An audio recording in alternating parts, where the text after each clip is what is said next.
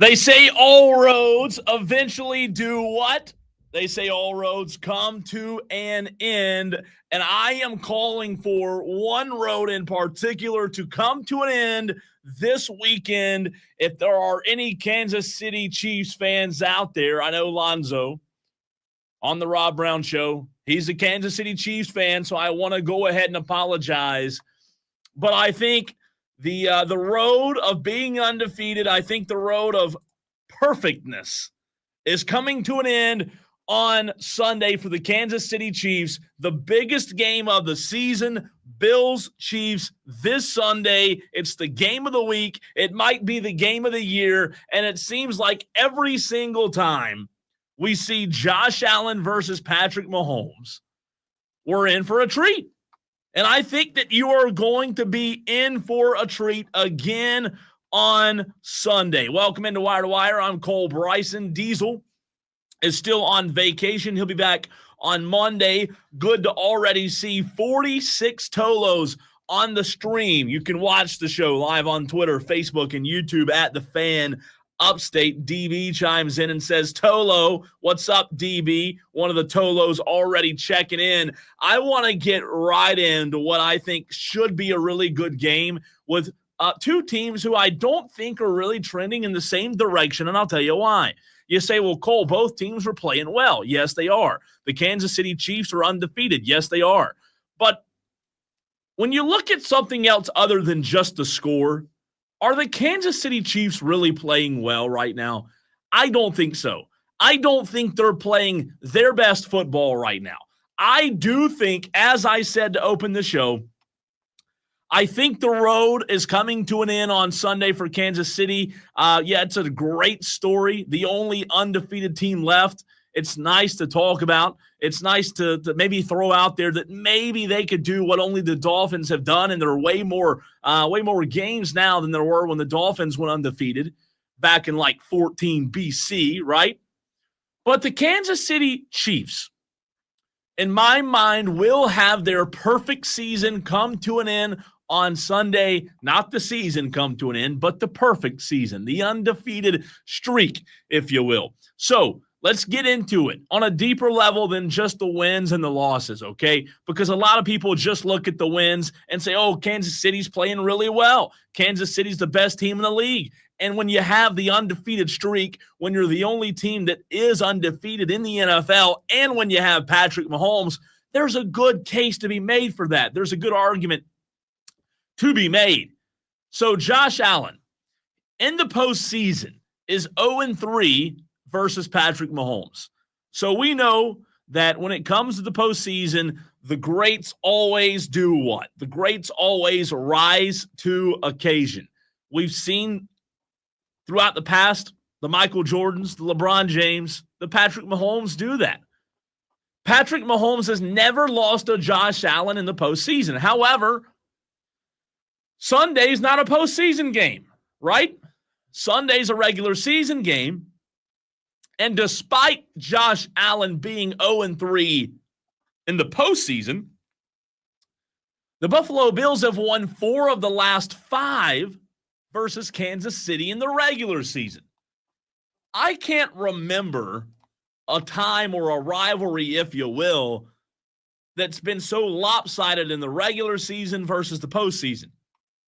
In the regular season, the Bills dominate. The Bills dominate the Chiefs in the regular season, but when it comes down to the postseason, it just means more. Patrick Mahomes rises to the occasion, right? 0-3. 0-3 in the postseason. So the Bills have won 4 of the last 5 versus Kansas City in the regular season. This game, in my mind, means a lot for Buffalo.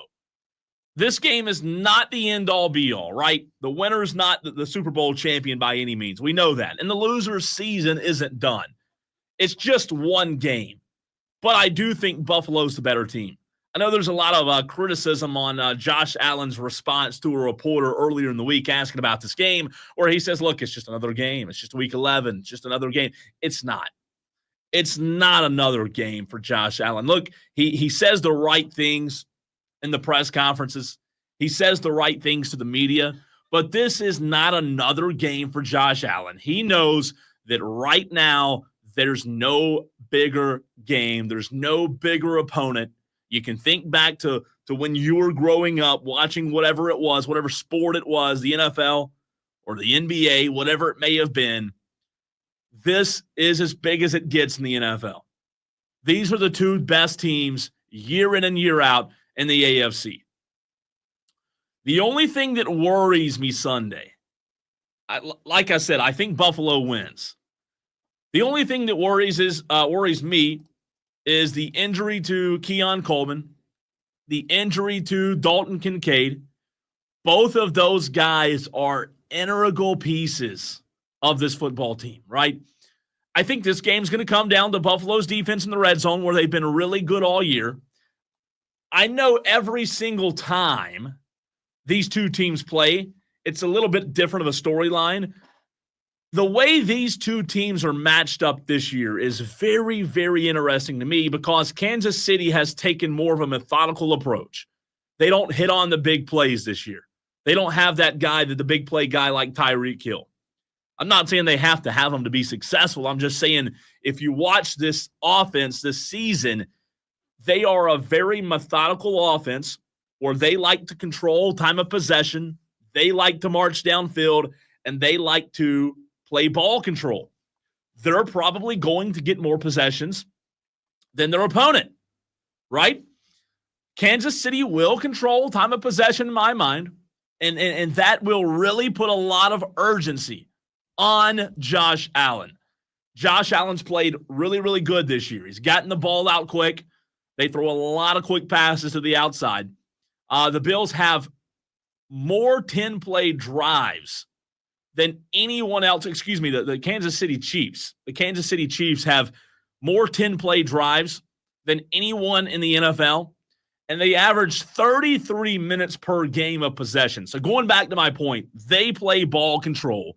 They eat up the clock. That's their MO this season. They're not going to hit you on the big play. I'm not saying they don't have that capability, and I'm not saying that might not happen, but that's just not their MO, right? That's not who they are this season. Now, 7 of Kansas City's wins, 7 of their wins have been one-score games. If you watch Kansas City this year, you know they've been in a lot of tight games, and Patrick Mahomes has played well when it matters, the past 3 weeks especially. I don't think he's thrown a pick in the last 3 games. We know that it came down to a blocked field goal on Sunday for Kansas City to get the win. The flip side of it is, if Kansas City were to win this game, and I've got a lot of texts, I'm going to get to it here in a second. 71307, start your text with the word fan. Also, the Upset Picks Challenge is back open day 2. The flip side of the coin is, if I'm wrong, and if Kansas City does get this win, could they do the unthinkable and actually go undefeated? There are more games than there's ever been in the NFL. We all acknowledge that. But if they can get by Buffalo, could they some way do the unthinkable? They're going to beat Carolina the next week. They're going to beat the Raiders. They do have a tough matchup in week 14 against the Chargers. Could be a loss. You would think they'd beat Cleveland in week 15. They do have C.J. Stroud in week 16. Week 17, they have Pittsburgh, who's playing really well right now, at Pittsburgh. And then week 18, they have the Denver Broncos. So there are some losable games out there, but what I do find fascinating is if I'm wrong and they get by Buffalo this weekend, don't you kind of look at this schedule as navigable, if you will, for the Chiefs to somehow do the unthinkable and do what's never been done with this many games and go undefeated? Pittsburgh's probably their biggest. Just imagine if the Kansas City Chiefs won on Sunday and they kept winning. They were to beat the Chargers, the Raiders, the Panthers, the Browns, the Texans, win the next 5 after Sunday. Can you imagine the Week 17 game on Christmas Day? The undefeated Kansas City Chiefs at the Pittsburgh Steelers, who are probably going to be a 10 or 11 win team by that point. That'd be great. That would be as big as it gets. I don't think that's going to happen, I like the Bills on Sunday. However, you never know. Kansas City does have the best quarterback in the league. I don't think it happens, but the Bills are favored by 2.5, and I think the Bills win. I think the Bills win on Sunday. All right, I've got some betting trends to get to as well, but let's go to the text line and see what the Tolos are saying. 71307. Start your text with the word fan. Also, we're live on Twitter, Facebook, and YouTube. You can comment there as well. Good to see JB in the stream who says Tolo. What's up, Tolo JB? Good to hear from you. You like the wide angle today? Tolo's on the stream. DB, JB, and the other 61 people who are watching. A little bit wider of an angle today. You're trying something different. Tell me if you like it wider or if you like the close-up better. I mean, probably the farther away you get from me, the better, right? Wesley says, Solo Tolo. What's up, Wesley Roberts, on the stream, watching on Facebook. Good to hear from you as well. To the text line we go. I've got some upset picks coming in. We'll get to those in a few minutes from now. Texter 803 says, the Chiefs have devil magic. I've never seen anything like it. Devil magic. That's an interesting term, Texter. Look, we all know that it does seem like this year, for whatever reason, they might have a little bit of magic. You're right. What I would say, though, is there's still a lot of football to be played. There's still a lot of football to be played, Texter. And while they may right now look like the magical team, if they were to lose Sunday and things were to go, I don't want to say south, but things were to go sideways in a sense, they could lose 2 or 3 more games. They could lose to the Chargers. They could lose to the Broncos. They could lose to the Pittsburgh Steelers, right? I still think they're the Kansas City Chiefs. I still think Mahomes is the GOAT in terms of today's era. I'm not going to put him above Tom Brady, but I think he's the best. He's the greatest right now. There's no debating that. So I'll never count him out. But to your point, Texter, it does seem like right now they might have a little bit of magic. Texter from the 344 says, to exactly your point, Cole, the Chiefs should have already lost. A couple of missed pass interferences and a blocked field goal, and they honestly should be at best 7-3, says the texter from the 344. 7-2, sorry, says the texter. Mike Main chimes in on the text line. Mike Main says, not this year, Cole. I'm not a Kansas City fan, but I admire what Andy Reid and company have done. Kansas City will do just enough to win this week.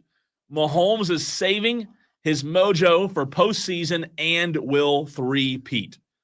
Well, if you're not a Kansas City fan, Mike Main, it sure does sound like you're one if you're calling for a three-peat. I can't push back. I mean, you can never count Mahomes out. And to your point, it does seem like in the postseason he turns it on, right? However, what I just said, I go back to that. It's November the 14th. I know it's getting late in the season, but there is still a lot of football to be played. There's still a lot of football left to be played. Anything can happen in a span of 6 to 7 weeks, right? We're just now in week 11. I like Mahomes a lot. I think he's the GOAT right now, the best in the game right now. If you don't want me to use the term GOAT, that's fine. I won't use it. Tom Brady's the greatest, right? But right now, there's none better than Mahomes because of what he's capable of doing week in and week out. Texter says, all I can say is hot mic, it's rigged. What was the hot mic moment? Was that when Mahomes was talking to the referee, Texter? Is that what you're talking about? I did see that. What was he asking the referee to let him know when someone was coming behind? What was he asking him? Coming up on him when someone was coming up on him? I can't remember exactly what he was asking him, but I did see that, Texter, to your point. All right, let's see. Ricky says they have refs in their back pocket. The 72 Dolphins should be worried. You think so? Ricky, you think it could happen? You think maybe this could be the year that The 72 Dolphins are going to have a team replace them in history. DB says, since it's pretty much just voice stuff, being radio and all, camera shot is not really important. Good sound is, of course. You're right, DB, but I was just going a little wider today with the camera angle. I didn't move it like I normally do. Didn't know if you Tolos on the stream noticed or not. If you had a preference or not. Madcraft says the Texans, Chargers, and Bills can beat the Chiefs. Well, they can. It's the NFL. Anything can happen, Madcraft. To your point, those teams can beat the Chiefs, but will they beat the Chiefs, right? Will they beat the Chiefs is the question. JB chimes in. Hey, I'm a Steelers fan, but I'll go ahead and say the Chiefs are three-peating. Really? Is everyone just that convinced that there's not anybody else that can give Kansas City a run in the AFC? I mean, this Sunday's game is probably going to be a rematch later in the season, right? I mean, we're probably going to see the Bills and Chiefs again. The Ravens could give them a run in the AFC. The Chargers are playing well. They want to make it the Super Bowl. You don't think the Eagles or somebody in the NFC could give them a run? JB says, I think they'll lose 2 or 3 games before the season is over, but I still say they win the Super Bowl. Ricky says, no, they shouldn't be worried because anyone can lose any given Sunday. It's true. I mean, it can. It's the NFL. If you've watched the NFL this year, anything can happen. I mean, it's been a crazy year in the NFL. It really has. So, no, to your point, Ricky, things can happen. It's hard to predict the NFL, just in general, which makes it really impressive that I went 5-0 Sunday in my NFL picks. I don't know how I did, but I did. I went 5-0 betting against the spread on Sunday. I probably will never pick again because I don't want to ruin what I did last week. JB says Chiefs and Mahomes are just a different animal in the playoffs. They are. There's no doubt. Ricky says, I'm a diehard Packers fan, but the Lions are the best team in the NFL.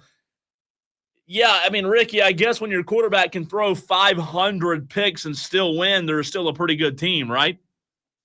How ridiculous was that, by the way? I mean, I actually had the Lions -1.5, I believe. I was so mad. Every time Jared Goff threw a pick, I was so mad. Texter from the 344 says, Chiefs are playing chess. They are playing a very vanilla offense and barely skating by. Let me click on the rest of the text. I think that's all of it. Mike Main says they don't call it Mahomes magic for nothing. Texter says from the 431, Kansas City winning the Super Bowl with tHe, and as monies let me click on the text, they bring to the table and people interested. God, a tHe reference already today? We can't talk about the Kansas City Chiefs for 18 minutes, and we already have a tHe reference.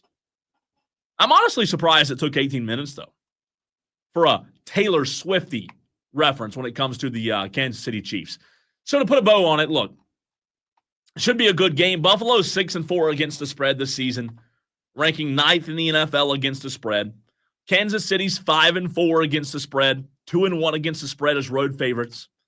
Buffalo's 2-2 against the spread as home favorites this year, and an NFL best 4-0 to the over. So you might want to consider taking the over in this game. They're 4-0 in the over. Kansas City is 1-0 against the spread and money line as an underdog this year, and 1-0 to the under. So something's got to give there, right, when it comes to the over-under. Patrick Mahomes, 4 touchdowns, 0 interceptions in his last 2 games. Josh Allen's thrown 0 touchdowns and 2 interceptions. He threw, 0 touchdowns, 2 picks versus the Colts last week. That was his second game this season without a touchdown pass. I don't think that'll happen again this week. Travis Kelce, 32 receptions on 40 targets for 250 yards and 2 touchdowns over the last 3 games. Last week was the first game. Hunt had lower than 59 rushing yards in 5 straight games. So they're not running the ball extremely well right now. James Cook, on the other hand, He's playing well. Had 80 rushing yards last game. The third in 5 games he's achieved that total or more.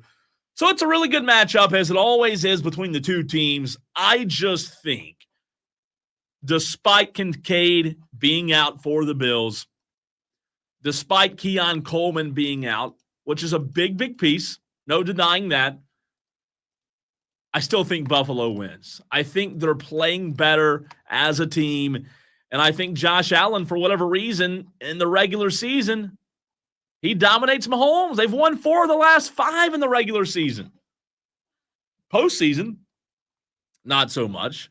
It's a different song, if you will, a different tune in the postseason, but in the regular season, he's pretty good. Pretty good. All right, we'll continue to get your upset picks in. If you have not gotten in your upset pick this week, don't forget to do so. 71307, start your text with the word fan. We need your name, your game, and the spread. That's how you can enter the Upset Picks Challenge, brought to you by Ingles Markets. We love Ingles. They're the absolute best. We're going to be at Ingles again next week, so we hope to see some of you Tolos there. Brady Cook, the quarterback for the Missouri Tigers, right now, he is listed as, you'll find out next.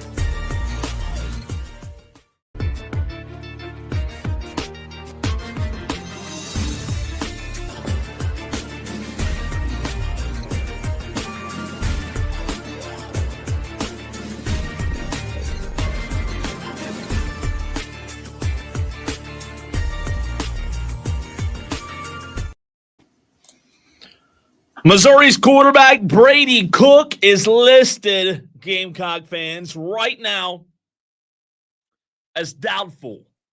Doubtful that Brady Cook will go on Saturday for the Gamecocks. JB beat me to it in the stream. That's what you get if you're in the stream. If you're toloing on YouTube, Twitter, or Facebook, JB's right on it. He is. He's listed as doubtful. What does that mean for South Carolina? Look, I'll tell you this. Even if Brady Cook plays Saturday, even if Brady Cook is 100%, which I know he won't be, but if Brady Cook were 100% Saturday, I'd still take the Gamecocks. If he were playing and not 100%, I'd say they're going to eat him alive, eat him for lunch. Kennard, Dylan Stewart, they'd eat him for lunch if he wasn't 100%. And now that he's doubtful, it seems as if he may not play. I'm not saying it's a blowout on Saturday. I'm not calling for a blowout. But I'll tell you this, it wouldn't surprise me if it was similar to the Oklahoma game. It wouldn't surprise me if the Gamecocks just flat dominated. Brady Cook, 2024, 137 for 218. He has a 62.8 completion percentage, which is his lowest of his career in the 19 years he's been at Mizzou. No, I'm kidding. His in the 5 years. This year he's thrown for 1,575 yards, 7 touchdowns, 1 interception. QBR of 133.2 this season. So he's a good quarterback. They've got weapons. They've got dudes on the outside. But you've got to like your chances if you're South Carolina and you find out that he may not go for the Tigers on Saturday. JB on the YouTube stream says, Gamecocks are going to open up a can of sweet revenge on goofy coach Drink and Mizzou Saturday. JB, be the first time, right? Be the first time. A little sweet. I like that. A can of sweet revenge. I do think South Carolina wins on Saturday. Like I said, regardless of if Cook plays, the Gamecocks are just playing on a different level right now defensively. And it seems as if Lenora Sellers and this offense, they're finding a groove. They're finding something that they didn't have early in the season. And look, a lot of that has to do with Lenora Sellers' availability or lack thereof early in the season. Didn't have a chance to really get going a lot offensively, right? But I like South Carolina Saturday. Brady Cook being questionable or doubtful, if you will, it's a big deal. It's a really big deal. And I think South Carolina has, with this game being at home, I think they can get the monkey off of their back, if you will, of not playing well at home. But a lot of models are giving the Gamecocks a big chance to win. The SP Plus model gives the Gamecocks a 56% chance to win the game on Saturday. SP Plus is a tempo and opponent-adjusted measure of college football efficiency, by the way, that attempts to predict game outcomes by measuring the most sustainable and predictable aspects of football. This season, the SP model is really, really good. So, you can trust it. And right now, it says the Gamecocks are expected to win by 56%. South Carolina is a 13.5-point favorite, unless that line's moved. I think as of right now, it's still 13.5. Oh, it's moved. It's moved to 14. Oh, what a big move. Look, I know you Tolos out there might think it's only a half a point of movement. However, 13.5 from 13.5 to 14 is huge because that's the difference in an extra point. If you could have got that line at 13.5, you might have been better off. If you've waited and now you're going to take it at 14, that's a little risky. Movement from 13.5 to 14 is a lot of movement in a point spread, even though it's a half a point. 14 points right now. Would you, South Carolina fans out there, 71307, start your text with the word fan, also on the stream, would you Gamecock fans out there right now feel confident in taking South Carolina minus 14? 14's a lot of points, y'all. 14 is a lot of points regardless of the opponent because at the end of the day, it's an SEC matchup. 14 points in an SEC matchup is a little scary. It's a little tricky. It's a lot of points to me. I think South Carolina wins, but I'd much rather have them at 13.5 than 14.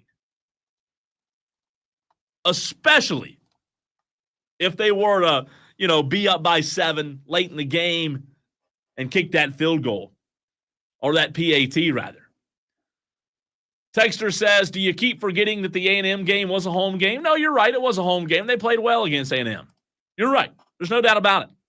What do you think, though, Gamecock fans, in terms of covering the spread?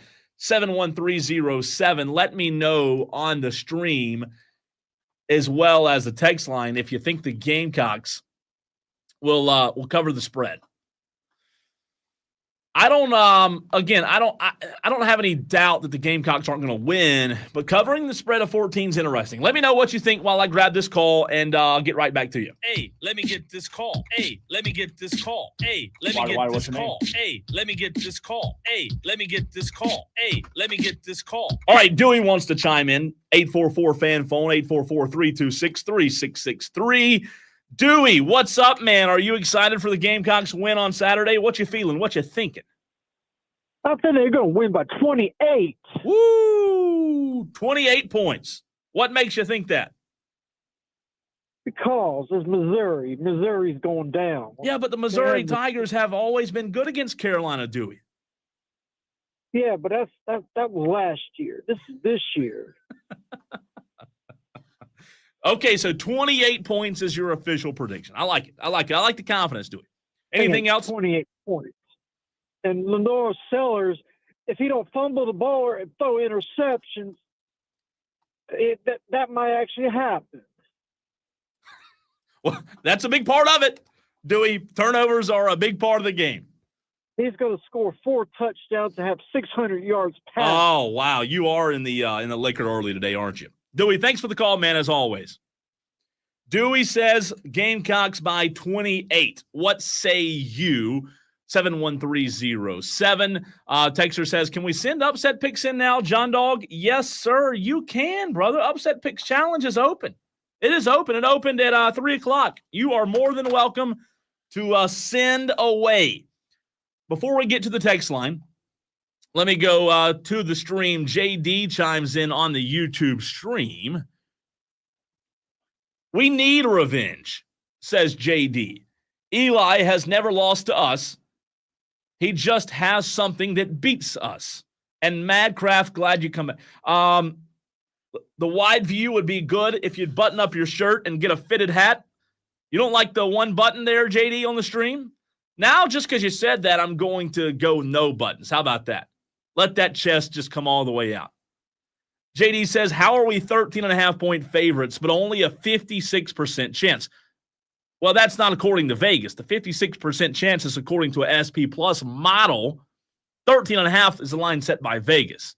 Everybody's models are going to have different numbers.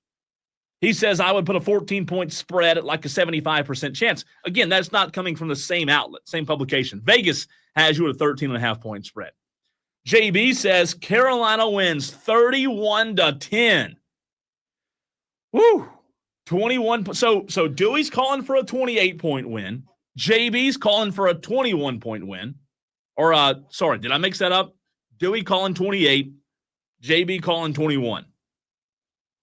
DB says the original line was 12 as of yesterday. JB says, tell Dewey to shut up. Says it actually opened at 14, the line did, went down to 12, and now came back up to 14. JD says, that's like the last 4 years, Dewey. Shane Beamer forever. I don't know, man. I wouldn't go as far to say Gamecocks win by 28. But if you told me they won 31-10, maybe I could get on board with that. I'll give you my official prediction tomorrow. But again, it's an SEC game, right? 14 points is in an SEC game is a lot of points. It really is. Texter from the 431 says Cox 34-7. Ooh, 34-7. I'm telling you, man, some of you out there are confident about the Gamecocks this week, which is good. It's good to be confident, especially when your team's playing really well like South Carolina is. There's no doubt. You should be confident, right? You should be confident. All right, what else? Texter from the 803, Cole, whenever I get too confident and braggy about the Gamecocks, they lose one play at a time. I get it. I get it. Gamecock fans aren't used to being like cocky and braggy. I'm not saying be cocky, but you can feel confident. You can feel confident. 754 says, Mizzou comes out and smacks USC Junior in the mouth, 28-10, go Tigers. Another texture from the 903. Lame cocks are going down. I know y'all chickens ain't won much in your whole life, but can we talk about Tiger football? We need to beat Pitt. You're right. You do need to beat Pitt. Yes, texter, we are going to talk Clemson. What time? Well, I'm glad you asked. We're going to get into Clemson football today. 4 o'clock, 6 o'clock. Also, we have Ramon Robinson joining the show at 4:20. We have the Tolo Takeover. That's right, 5 o'clock today. Don't forget Tolos. I already have something that I have to sound off about today, and it happened right before I got on the air. So I've got a good sound off at 5, Tolo Takeover. Go ahead and start thinking about what you're going to take over the airwaves with, Tolos. I need you to bring it strong today. And then we have our high school coaches spotlight coming up 5:20, as we do every Thursday. Harry Cavadas of Chapman High School joins us today at 5:20. High school coaches spotlight's always a lot of fun. So you can continue to get your predictions in. Michael in Simpsonville says, I had in my head a 13 to 17 point victory. So 14 would make me nervous if I was a betting man. No, I'm with you. And again, I think that line movement from 13.5 to 14 is huge. If you could buy half a point or buy a point, if you were going to put a wager on it, I think that'd be very significant. I don't like betting 14 points. That's a no-no. That's one you just have to stay away from. You have to stay away from. JB says, Cole, the Gamecocks are winning by an average of 35-12 in the last 3 games. That's a great stat, JB. JB coming in strong on the YouTube stream. I like it. JD, not JB, but JD says, I am never confident about the Gamecocks. If we win, I may share the same exuberance. Look, I get it. I get it. Gamecock fans have to be cautious. They have to be cautious. But you can be cautiously optimistic. And I'll share some of that exuberance with you, JD, if you want to, however you want to share it. There's nothing wrong with being excited after the fact, but I know you walk into these games a little cautious, but you do have a team now where you can go into games feeling confident. You can. All right. Real quick, before we run to a break, what else on the text line? Any Clemson fan, says a texter from the 809, any Clemson fan with a brain knows they need the Gamecocks to win until they play them, because they need one ranked win this year. Ooh, taking shots. Taking shots, but I like it. I like it. I like the trash talk. Speaking of trash talk, I have a question for you Tolos out there right now. And this is what I'm going to get into in the next segment. I don't know if you know this or not, but there is a fight on Friday. A very simple question for you. Are you watching tomorrow night? Jake Paul, Mike Tyson. We're going to get into it. That's next.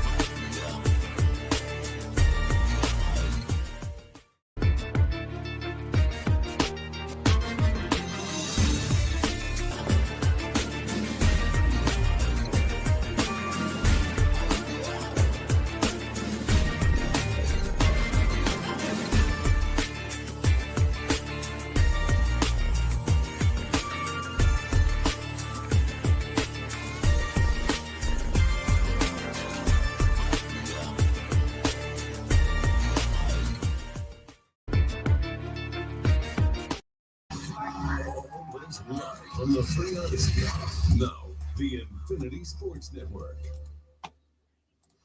Text 71307.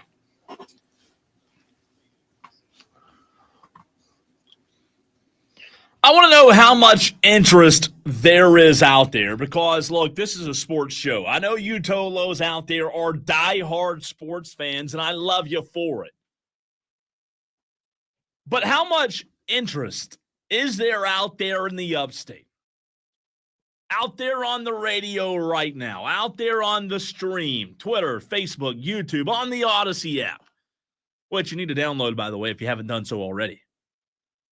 How much interest is there in a fight on Friday night between Jake Paul and 96-year-old Mike Tyson? I just don't know that there is as much excitement and interest as many people believe. Mike Tyson's 58 freaking years old. Jake Paul is 27 years old. It's on Netflix Friday night.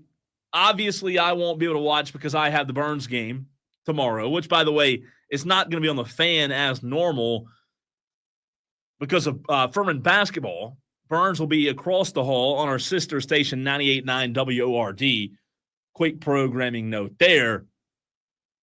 But I want to gauge the audience, poll the audience, if you will, on how much interest you have in this fight tomorrow night if you're going to be watching. I know a lot of people out there are because Jake Paul is a social media, sensation, and Mike Tyson's Mike Tyson. He's a true fighter. And I don't know, a true boxer. Rather, I don't know if it'll be as attractive as an event as people think. It may. I could be wrong. JD says Mike Tyson better smoke the pants off Jake Paul. Mike Tyson made Jake cry when he was a baby. Better do it now that he's an adult. It's huge in the fighting boxing community, says JD. I know several people watching. And yeah, I know. I get that in the boxing community. It's I don't want to say the Super Bowl, but it's a big deal because people want to see if Mike Tyson still has it at 109 years old. Will it live up to expectations, though? I don't know. I don't know that it does live up to expectations. Will you be watching, though? 71307. Start your text with the word fan. I won't be. So there's that. JD, will you be? Let me know on the stream. West Virginia fan 214 says none. You mean nope? Is that supposed to be a nope? If so, that means WVU fan 214 says no, he's not watching. Michael in Simpsonville says he hopes Mike absolutely kicks his bleep. Not sure if it'll happen, though. Depends on if it's free or not. Well, it's free if you have Netflix, and Netflix isn't free. Netflix is what? How much has Netflix even gotten to? Is it? I haven't. I don't even know. That's bad when you have a subscription and you don't know how much it is. Is it 30 now, or is it more than that? Am I way off? I don't know. Let me know, Tolos, how much it is. So to answer your question, I think it's free, Michael, if you have Netflix, which you have to pay for. April on the YouTube stream. Good to see you, April. Says, I'll be watching Go Tyson. JB says, I won't be watching. I don't have Netflix. JD says, oh, yeah, I've got Netflix. I'll be watching. Texter from the 431 says, I hope Tyson not only knocks him out, but hurts him. Wow. Going for the jugular there, right? JD says, Netflix like $8 a month, I thought. But who knows? Wifey just buys $8 a month. Is that it, JD? I was way off then. Honestly, it's bad. I'm with you. I'm in the same boat. I have no idea how much it is. And I pay for it. I've had it for a long time. It's bad. I should know how much. I should see it come out of my bank account every month. But I have no idea how much it is. But is it worth getting, though, one time if you don't have it? Is it worth getting tomorrow to pay the whatever it is for Netflix, $15, $20 to watch the fight? That's cheaper than pay-per-view, isn't it? and you just cancel it next month. If you can do that, cancel it next month, and you've come out pretty good. If you really care about watching it, I don't have a big interest. Maybe I can catch some highlights. Maybe JD can shoot me a text while I'm calling the Burns game and let me know what happened. I would say my interest level on a scale of 1 to 10 is like a 5. Really, I think it is. I think it's like a 5. Michael in Simpsonville says, got Netflix, so I'll tune in. Tolo watch party. Oh, don't say that, Michael. You might have Tolo show up. Texter says it's $16 a month without ads. Canceled it when it passed $10 a month. That's crazy to think that it used to be 10. I don't know why I was thinking it was more than that. I was way off. Texter from the 901 says Netflix $7 with ads, 19 without. So we're getting some mixed information. So $7 to $10, whatever it is. I don't know, though. I don't know that it's worth getting Netflix. Again, it depends what your interest level is. Mine, not so much. Not so much. 4.5, 5 out of 10 is where I would say. All right, upset picks coming up in the very next segment. We'll also touch on the Clemson Tigers before we talk to Ramon Robinson at 4:20. But we've got to dive back in and get those upset picks because the Upset Picks Challenge, it's open and going strong. That's next.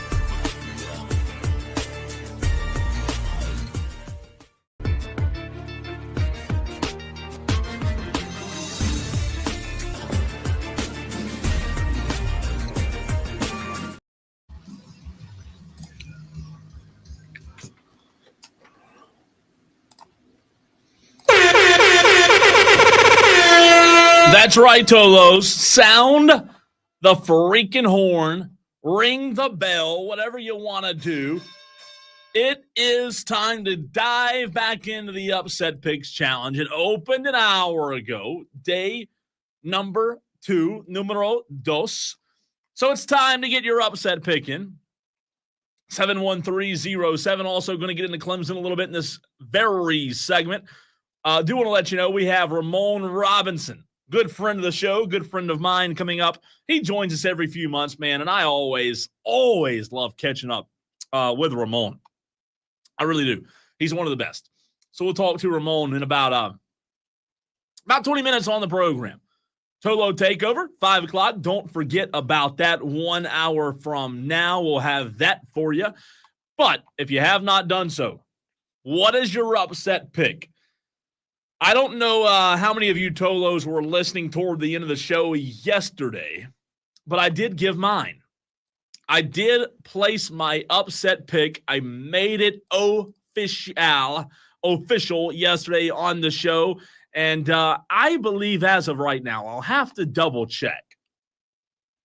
But I believe it's one of the games that's not being picked as much as I thought. All right, what game am I talking about? My upset pick, Saturday, 12:45 on the SEC Network. If you want to watch Cole's upset pick hit, if you want to watch UL Monroe beat Auburn, 12:45, that's the time of the game on Saturday. UL Monroe's 5-4, man. Auburn's only 3-6. I've said it a bunch on this show. I don't like Hugh Freeze. I don't believe in Hugh Freeze. I don't know if Hugh Freeze is really the coach we thought he could be. I don't know if he's really the coach that Auburn thought he was going to be when they hired him. I'm just not sold. Look, it's early. I get that.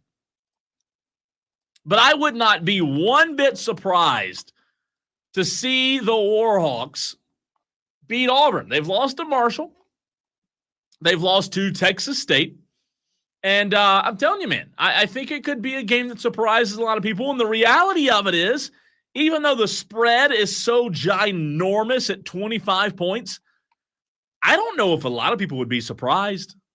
I really don't know how many people would truly be surprised. Auburn, the better team on paper, right? However, the game's not played on paper. It's not. Auburn ranks 10th among FBS team for red zone percentage. They're pretty good in the red zone. They're pretty good. They rank 12th, top 12 among FBS teams for first downs against the season. UL Monroe ranks 4th among FBS teams for red zone percentage. This team, UL Monroe ranks 4th among FBS teams for red zone percentage this season at 95, which is pretty good. Pretty good. Auburn's obviously the better team. They're the deeper team. They have more talent. But they've lost 3 straight games at home. They have an offense that can't finish drives. Auburn has outright lost its last 3 games as a favorite, so I have that going for me. The UL Monroe Warhawks, they become bowl eligible with a win, so they have a lot to play for. And it's Auburn. They're going to get up for that game, right? So this isn't a group in my mind that's going to lay down. Auburn's also 3-5 against the spread in its last 8 games as a favorite of more than 20 points. One of those failed covers was an outright loss.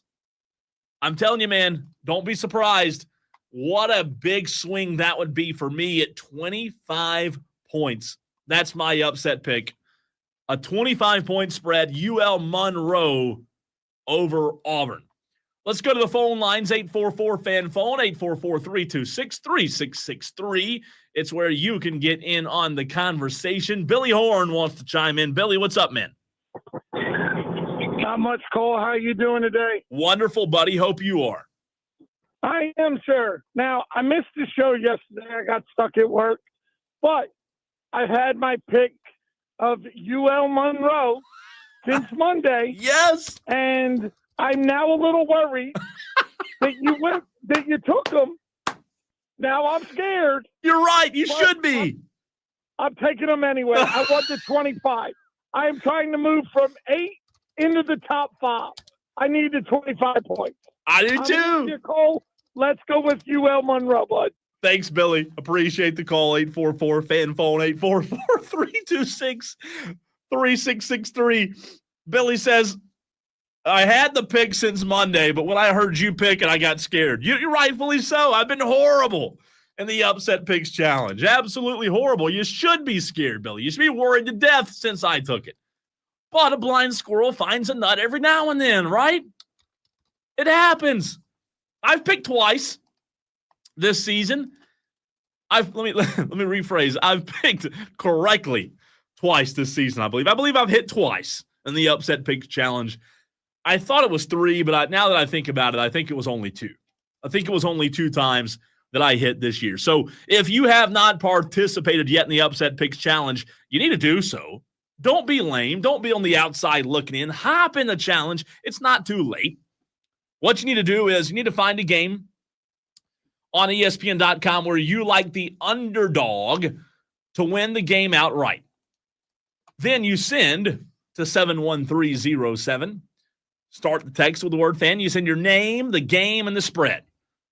The name, the game, and the spread. That's what we need from you. All right, let me get caught up on upset picks today. On the text line, Philip Rollins wants Nebraska plus 9.5. Nebraska. I don't know about that. Let's see. Percy wants Wake versus UNC minus 11. Interesting. Shane Barrett, what's up, old buddy? Shane Barrett listening from Tuscaloosa. Is that right, Shane? Shane says give him South Carolina versus Missouri. Missouri plus 14. Sorry, South Carolina friends. Shane, good pick. I like it. I like the pick. I don't know if I actually think it'll happen or not, but I like the spread. Let me rephrase. I like the spread. I like the 14 points. 14 would be a big boost. I don't necessarily know if I like the game, but I do like the amount of points. And at least Shane apologizes to his South Carolina friends as he picks against the Gamecocks. Very nice of you, Shane. Very respectful of you to do so. Isaac wants Pitt plus 10 over Clemson. So Isaac getting his upset pick in. Good to hear from you, Isaac. Let's see. John Dog wants give me Pitt over Clemson plus 12.5. How about that? Pitt over Clemson plus 12.5. Is that a ballsy pick or no? I don't think it necessarily is it? I really don't think it necessarily is a risky pick. Let me say that. Risky. All right, what else on the text line? Upset picks-wise. Tron wants Troy over Georgia Southern, 7.5. How about that? Troy over Georgia Southern. I don't think we've had that one yet, Tron. Alex in Fountain Inn wants Northwestern over Ohio State, 28.5. Swinging for the fences, Alex and Fountain Inn. Woo, that's a big one. Northwestern over Ohio State, 28.5. Palmetto Buckeyes, Arkansas over Texas, plus 12.5. Coach AJ wants Pitt over Clemson, minus 12.5. Drew L. wants Utah plus 11.5 over Colorado. Texter says, just FYI, UL Monroe has never beaten Auburn. 0-8 all time, but first happen. Yeah, they do happen. All roads come to an end, Texter, right? All roads come to an end. We're pulling for the Warhawks this weekend. Michael in Simpsonville says Tyson over Paul minus 225. Just putting it out there in the universe. Bonefish Girl wants Pitt over Clemson minus 12.5. Texter says, bro, there's no Z in Clemson. Okay, Clemson. Is that better? Clemson. Texter from the 491. Clemson. If it's not a Z, people put a P in it. Clemson. Is that better or worse? Like the eye doctor. Better or worse?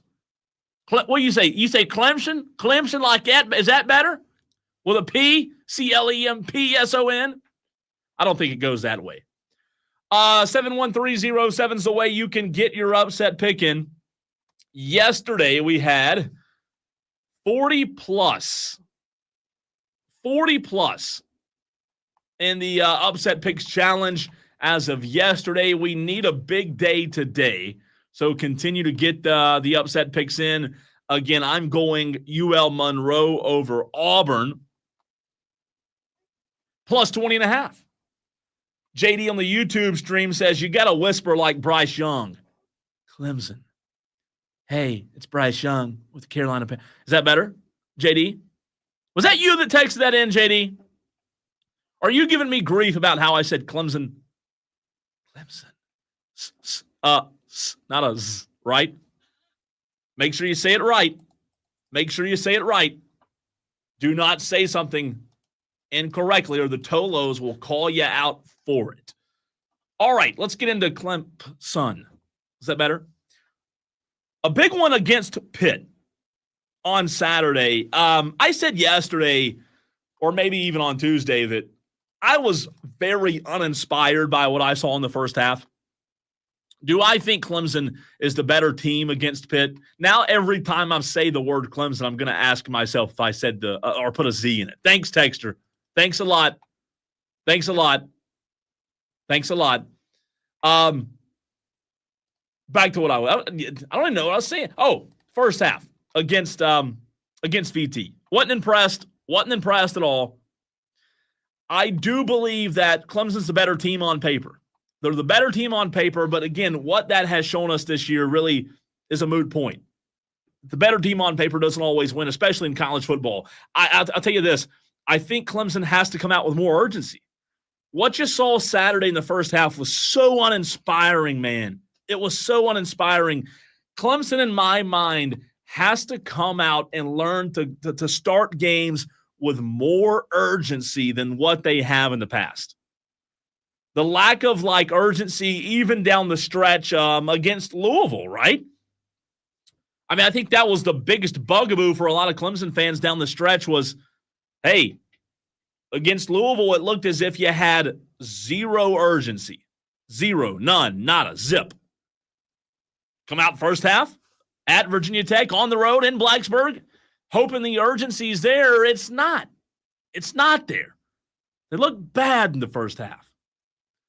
However, second half, they turned things around. Defense was much better. Sammy Brown was incredible as he's showing that he's going to be a really good player for Clemson for a very long time. It seems like he could be a guy that plays on Sunday. He just kind of has that it factor, even as a freshman, and how impactful he is. He's going to be really good. But I think they have to come out with more urgency. I also would like to see more of the attack offensively early in the game, kind of like you saw against App State. I'm not saying that App State's the same team as Pitt or Louisville or Virginia Tech. I know App State's not good this year.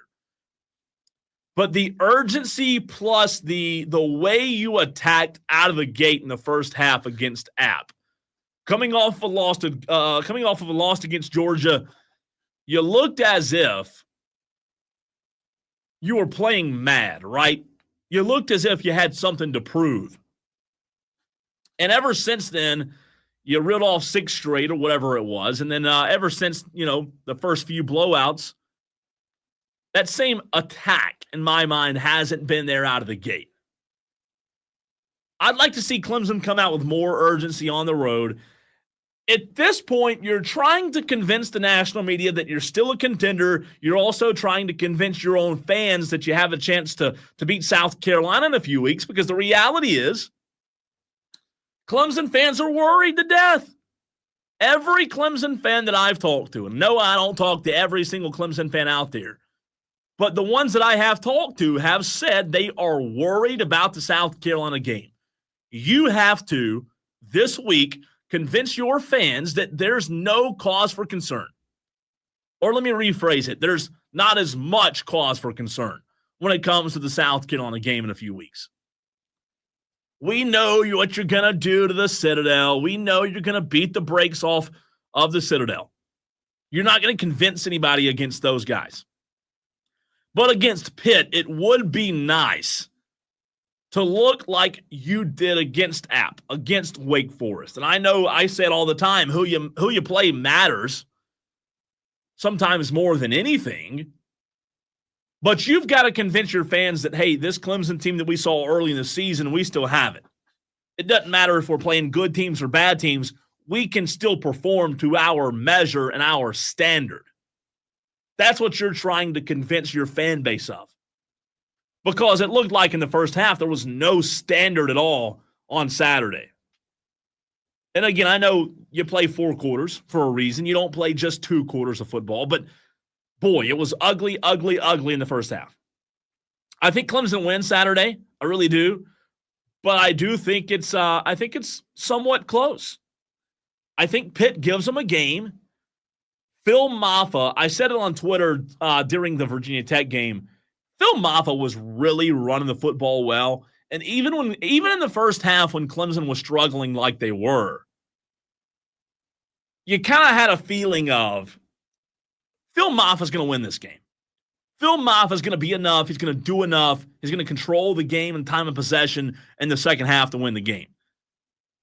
He's playing really well. And I think at the end of the day, Saturday, Clemson's attack with Phil Maffa will be enough to overcome Pittsburgh. Pittsburgh's a good team, though. But I think Phil Maffa at some point has to become the guy. Like, not the guy on Clemson's team, but he has to become, in my mind, the guy that wins you games. Let me phrase it that way. He's got to become the guy that is the reason you win games. Because sometimes Cade is, sometimes Cade's not. Cade didn't look good in the first half. He had the crazy Houdini play on Saturday that was very, very impressive. But I think Phil Maffa is the difference maker on Saturday. And if South Carolina, or if Clemson rather, wants to beat the arch rival Gamecocks, Phil Maffa is going to have to be the difference maker in that game too. What do you think? 71307. Start your text with the word fan. Texter says, just say Clem sucks, and you don't have to think about it. Good point, Texter. Good point. Jeff R. says Virginia over Notre Dame, 22.5. All right, we're going to run on the other side. We're joined by Ramon Robinson of ArE Elite Academy. That's next.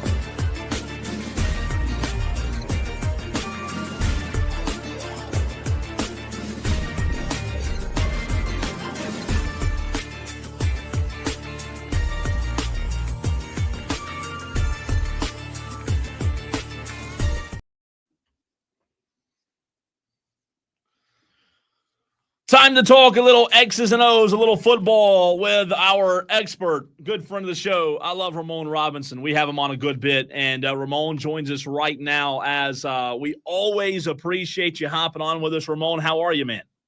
I'm doing all right. How about yourself? Doing good. How do you train on a rainy day like this, Ramon? You don't. You sit back and take a day. I like it. I like it. Next time you'll have to come to the studio with me.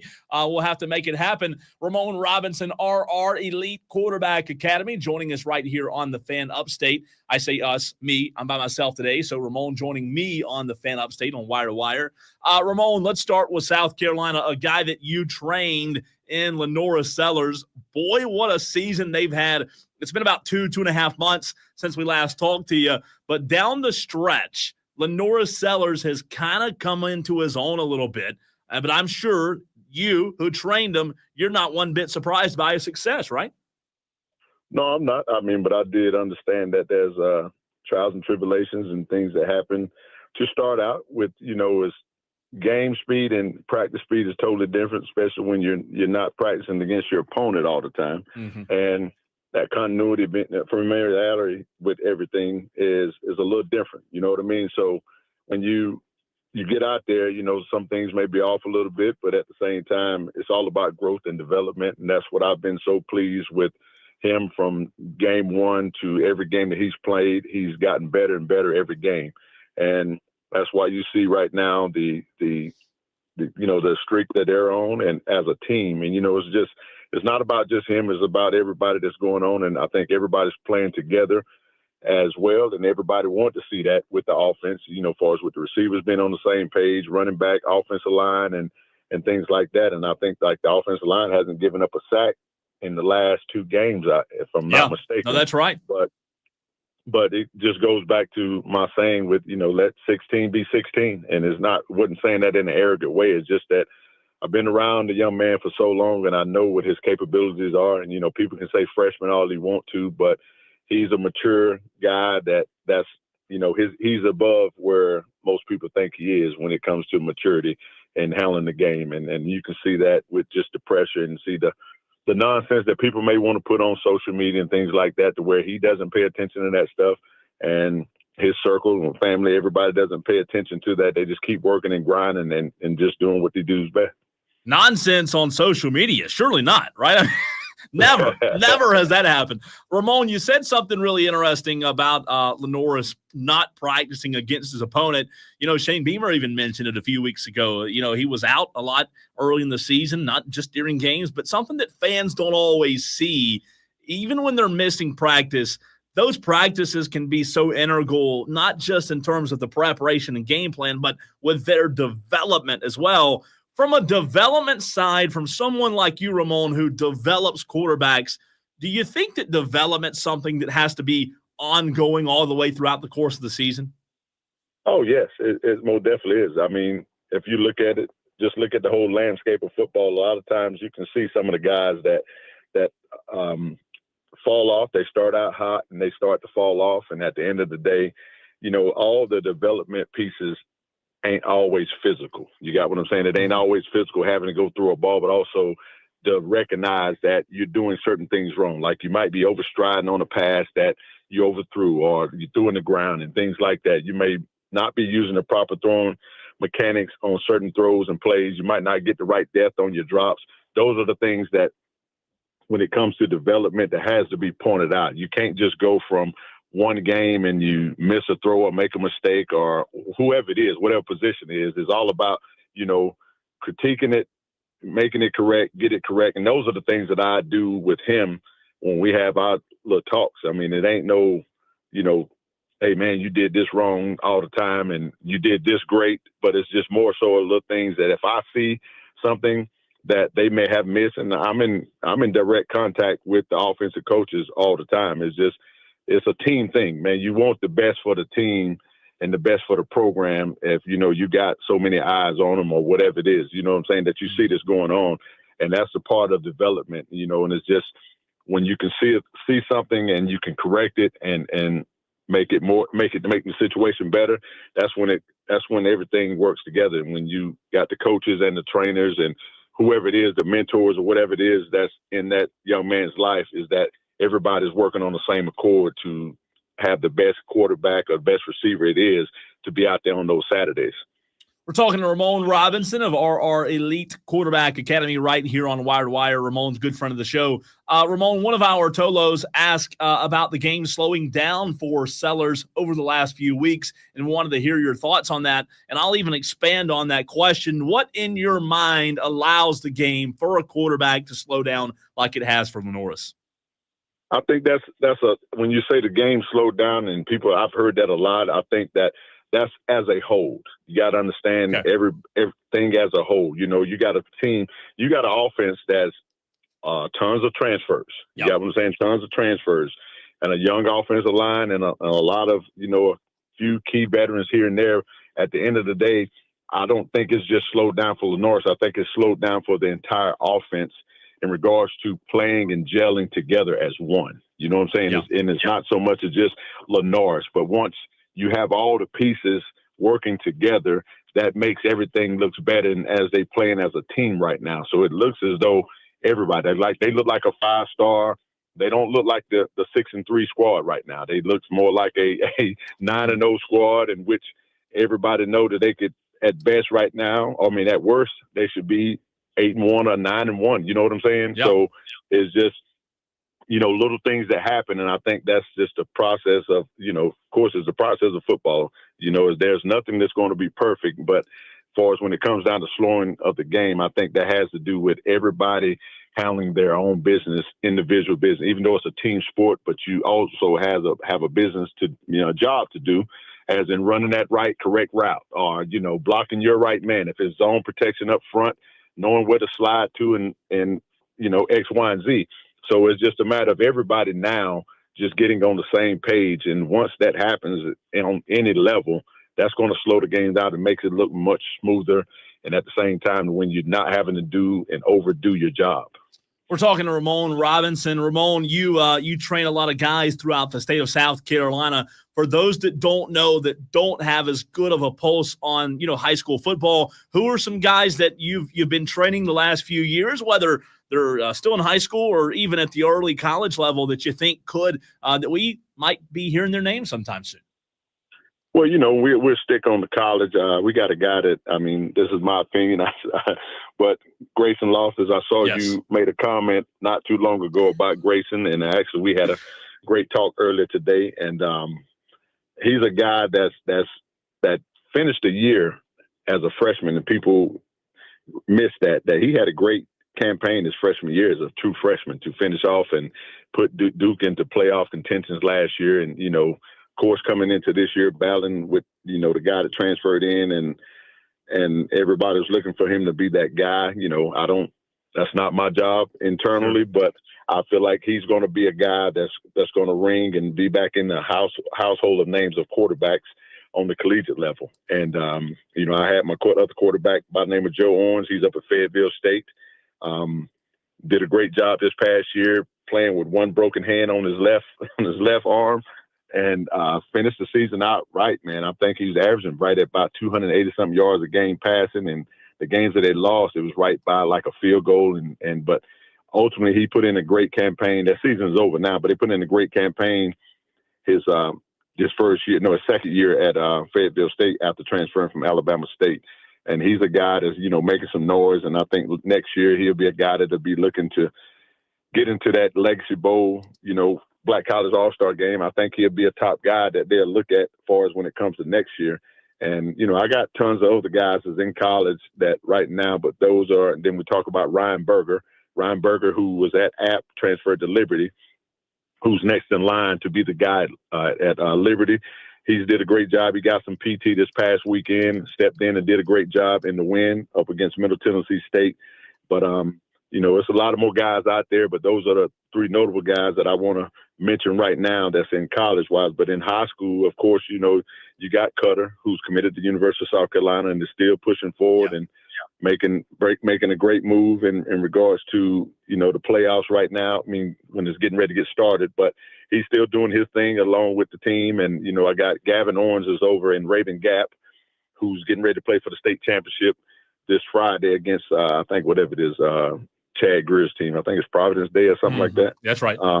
yeah, they play in the state championship tomorrow. I'll be going down there tomorrow to support him as well. And, you know, and I got Chanson Crosby, who's just recognized as a Region 4 1A Player of the Year down at Bamberg, who's committed to North Carolina Central, who was originally committed to Georgia State. And, you know, I have a bunch of guys. I mean, I'm mentioning those guys, but I have a lot of guys that are notable guys that people would recognize. And of course, I got the young guys that's in the stable, like your Gilmores, and I got the Trey Howards down at Ridgeview, and Messiah Jackson's over at. I mean, I got kids a little bit. I may miss somebody. I hate when people ask me this question, but you know, but I got guys that's a little bit everywhere, and they're playing good ball. You know, the Grayson Clares in the 2027s, and you know, but I really feel great about the development. You know, just whether they're training with me or training with somebody else, with the quarterback playing the state of South Carolina, and it's getting better and better. And I think people are taking us more serious than in the past. And I'm not saying that they haven't, but it's just that we need to get more credit for quarterback play. Sure. And what we bring to the game more than people give us, because we have some guys that are great students of the game, you know, on the field and off the field, and also handling their business in the classroom. And I just think that we don't get the credit that we should as a whole. But, you know, it's some great quarterback play that's going on throughout the state of South Carolina. When you're talking about the AJ Brain over at Irmo, we're talking about Will Wilson's over Richland Northeast, you know, and I can't go, you know, can't miss those guys. I mean, they doing and they playing great ball. And the guy that's up at I can't think of his name right now, that's up at Northwestern. They all playing good ball. Yeah, they playing great football, and that's what it's all about. When collectively everybody's doing a great job within the state and getting national attention, that helps out everyone. That don't just help out you, but it also helps out everyone else in the state when they can see that, you know, this 4-star or 3-star quarterback is competing against another guy that's bringing a lot to the table, and that's what helps out the other younger generation as well. Finley Polk, right, up at Northwestern, I believe. Yes. Ramon, Texter asked on our text line 71307, at what age should quarterbacks start to be developed? Well, honestly, I have kids that I started out with me since the first grade. Wow. I got some kids that started with me in the first grade, and actually one of them is Jennings King. Jennings King he's over at Dawkins. Yeah. He's been with me since the first grade. Wow. And he's getting ready, of course, after this season here, be in the 9th grade, and I think he'll be going to Dorman. And the development with him, he's been a technician since a kid. Can I say that you're supposed to start in the first grade? No, I can't say that. But what I can say is that middle school, late elementary to middle school is when you need to start putting the foundation down and you know, really get with someone that knows what they're doing and going to teach the position from the ground up. And that's why I feel like with how my program is set up, the consistency is the key to everything. You know, you can't just pick it up and put it down and think you're going to have great results for the position that you're playing. And it's not no knock on anybody, but I'm not surprised with the success of the quarterbacks that are playing at an elite level that I train, or whether they're training with somebody else, is because when you're training and you want to develop, it's all about being consistent. You know what I'm saying? You can't just say, hey, I'm going to train this month and I'll see you again next month. You can't expect to have the same success of those guys that I've mentioned to you. You know what I'm saying? You can't expect that when, you know, there's things that need to be done and also corrected and done the right way. And you can't do that by just saying, hey, I want to all of a sudden just wake up and say you want to train. No, these guys getting on a weekly regimen, whether it's weekly or bi-weekly, but at the same time, some of them have been on the same schedule for the last 9 or 10 years. You know what I'm saying? Yeah. And I'm not disappointed or I'm not surprised with their success because they stayed the course and they've been developing and they fell in love with the grind and what it's like to see that success. And all I do is just sit back and just watch. And that's one thing I don't do. Like people say, hey, you don't solicit, you don't put your stuff out. No, I let my body of work with the kids show what I can do, you know, as far as when we're working together. It's not all about me. The kid got to be hungry to want to get better. as well, just like me. I want to train you. I want to show you the things that I know and the things I've learned along the way that can help out your game and enhance your game on another level. Ramon, my last question for you before I let you go. I love the quarterback conversation. You being a quarterback guy, we've had this conversation when it comes to quarterbacks in the NFL. Some require more development. Some you can throw in the first year, a la Jaden Daniels in Washington. Why do some quarterbacks take off in the first year and some have to be developed, Ramon, for a few years before they get to that level of being a consistent quarterback in the NFL? Well, once again, it goes back to you asking me the question about I think the listener was asking the question about the game slowed down, and it looks like Lenoir is more comfortable. Well, as a whole, when you're in that position, sometimes you don't realize it when you're trying to do too much. When you have a job and everybody else has a job, and I think that a lot of times these young quarterbacks get in this position and don't realize what type of pressure and what type of job that they just took over. You know what I'm saying? Sure. It all looks good that, hey, I'm starting in the NFL, but at the end of the day, you're a rookie. This offensive tackle over here is a rookie, but he's going against a 12-year veteran that's been in the Pro Bowl for 10 years and you know, those things. So it's one of those things where when everybody's handling their job, then that makes it better and makes it easier for the quarterback to be able to go out there and represent his team and direct the team in the right direction. But it's all about timing, and sometimes it takes a situation like a Bryce Young to sit down and watch the game from the sideline to understand, you know, this is what needs to be done. And that happens. It happened to me when I played on the pro level. You know, when you think you know it all and you're getting out there and you're getting your head knocked off, and when the coach saying, hey, live by the check down. If the deep ball ain't there, throw the check down. And those things that I learned on that level to where I didn't learn them until I got hurt, and I was able to sit on the sideline and watch another veteran guy go to work, and just, you know, the things that they took away to make it easier. There's a lot of things that you can do as a quarterback, whether the protection is there, is know what's in the offense. Where's your safe routes? Where's your difficult throws? But if you're getting in trouble, what's the hot? And those are the things that, as a quarterback, that you have to know is that when this situation happens and they blitzing, where am I going with the ball? And those things, and it take little situations like that to happen. And it's just that you talk about Daniels. I love what's going on with my Skins right now, my Washington.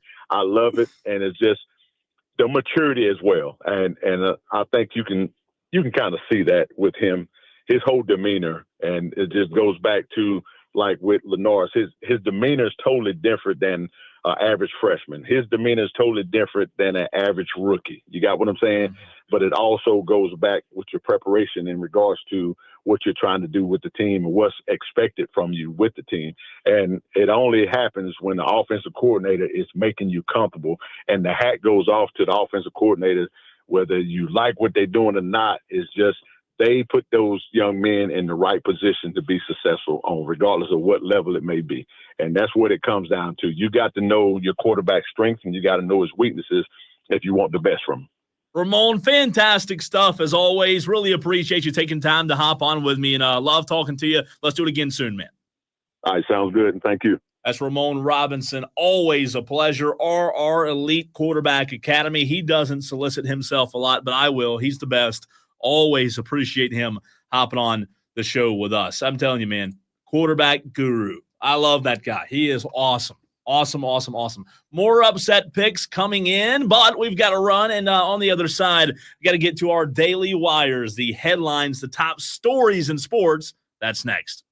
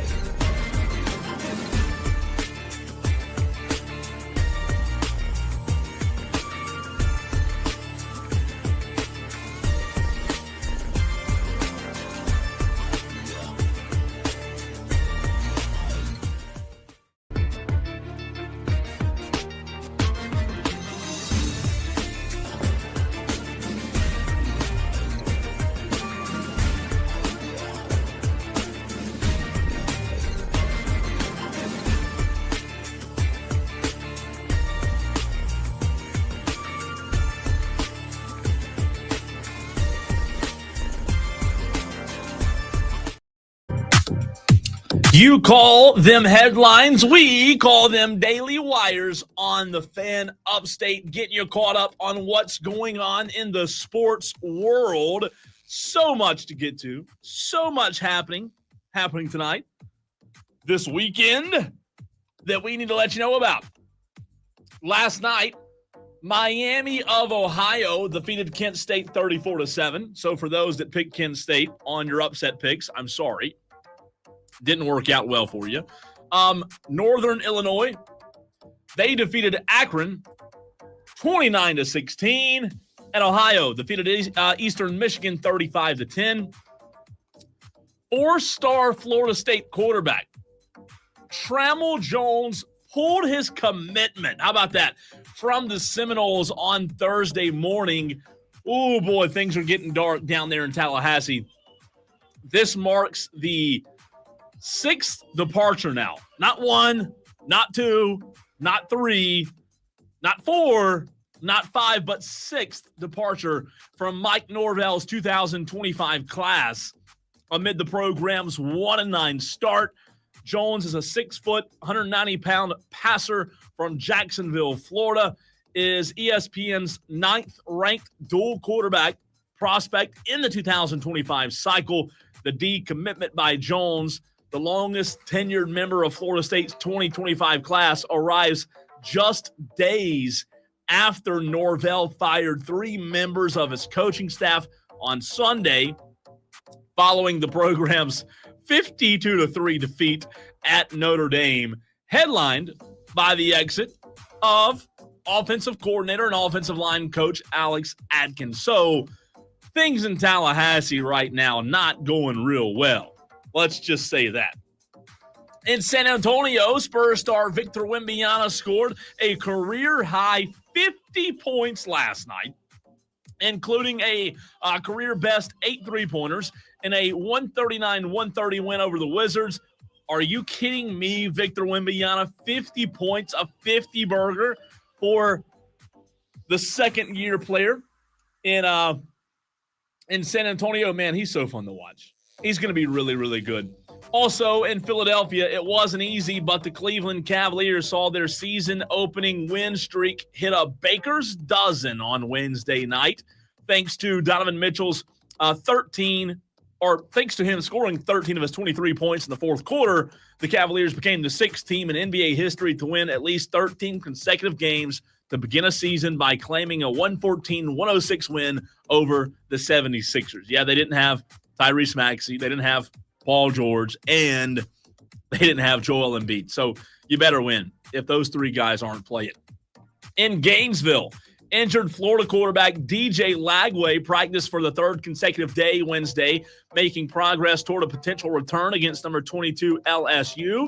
Lane Kiffin and Ole Miss completed a critical late-cycle flip Wednesday afternoon, securing a commitment from former Alabama pledge Caleb Cunningham 4 days after the four-star wide receiver visited the program during the Rebels' Week 11 win over Georgia.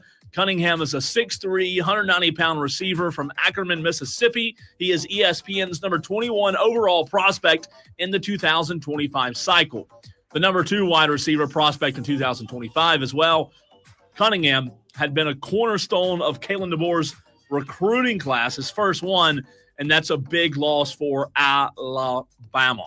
Lastly, in New Jersey, New York Jets quarterback Aaron Rodgers, he had one of the worst statistical seasons or performances last week, but despite that, he says he thinks he will be back in 2025.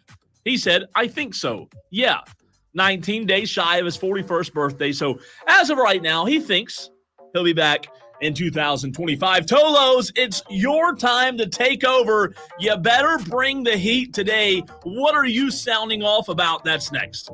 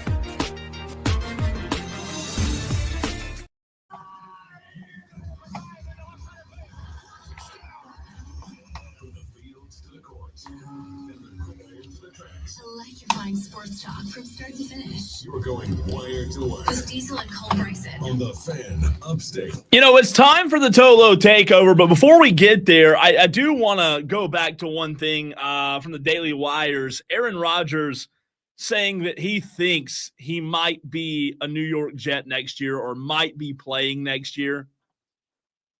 You know what's crazy to me? It's the Jets. We should have seen this coming from a mile away. You know what it reminds me of? I don't know if you, when you were coming through school, did you ever have those tests that your teacher would give you? And you would get the test, you'd start answering all the questions, right? You'd get to like question 19, question 20. You'd answer the very last question, and then the very next question that you thought was when you were completed, or the very last question rather, what was a statement that said, hey, go back to the very top of the page and read the instructions, right? You ever had those? You remember those? And the instruction says, do not start on this test. You just didn't read the instructions, right? You ever have that? Kind of reminds me of what we're dealing with Aaron Rodgers here. Like, it's the Jets. Why are we surprised? We should have read the instructions, but before we bought in and thought this nice experiment was going to work out, instead we blew right through the directions, and here we are asking, oh, what happened? What happened to Aaron Rodgers? Oh, it's the Jets. You should have read the instructions. I hated those tests, by the way. You always felt like an idiot. I never read the directions until the very last question said, go back and read the directions. All right, Tolos, I am calling on you. This is a shorter Tolo takeover today because we do have our high school coaches spotlight coming up in about 15 minutes from right now. So if you want to take over, you better get in line right now. Every Thursday at 5 o'clock, we sit back. Diesel and I sit back. Diesel's not here today, but he'll be back Monday, so don't worry. Don't fret. But we sit back and we let you Tolos take over the airwaves. Something positive, something negative, whatever you want to take over with, it is the Tolo takeover. Okay. It took me 1 hour to get $14.65 worth of gas. By God, if I don't get that extra cup of sauce, I'm coming back in. I ain't waiting in line. Okay, I saw some stuff on the internet that really got me going. Y'all have got me conditioned that I got to say thank you every time I call you guys. And when it's the Tolo takeover, I kind of want to just call and be angry for a minute, but I got to start off being all cordial and say thank you for taking my call. You don't have to.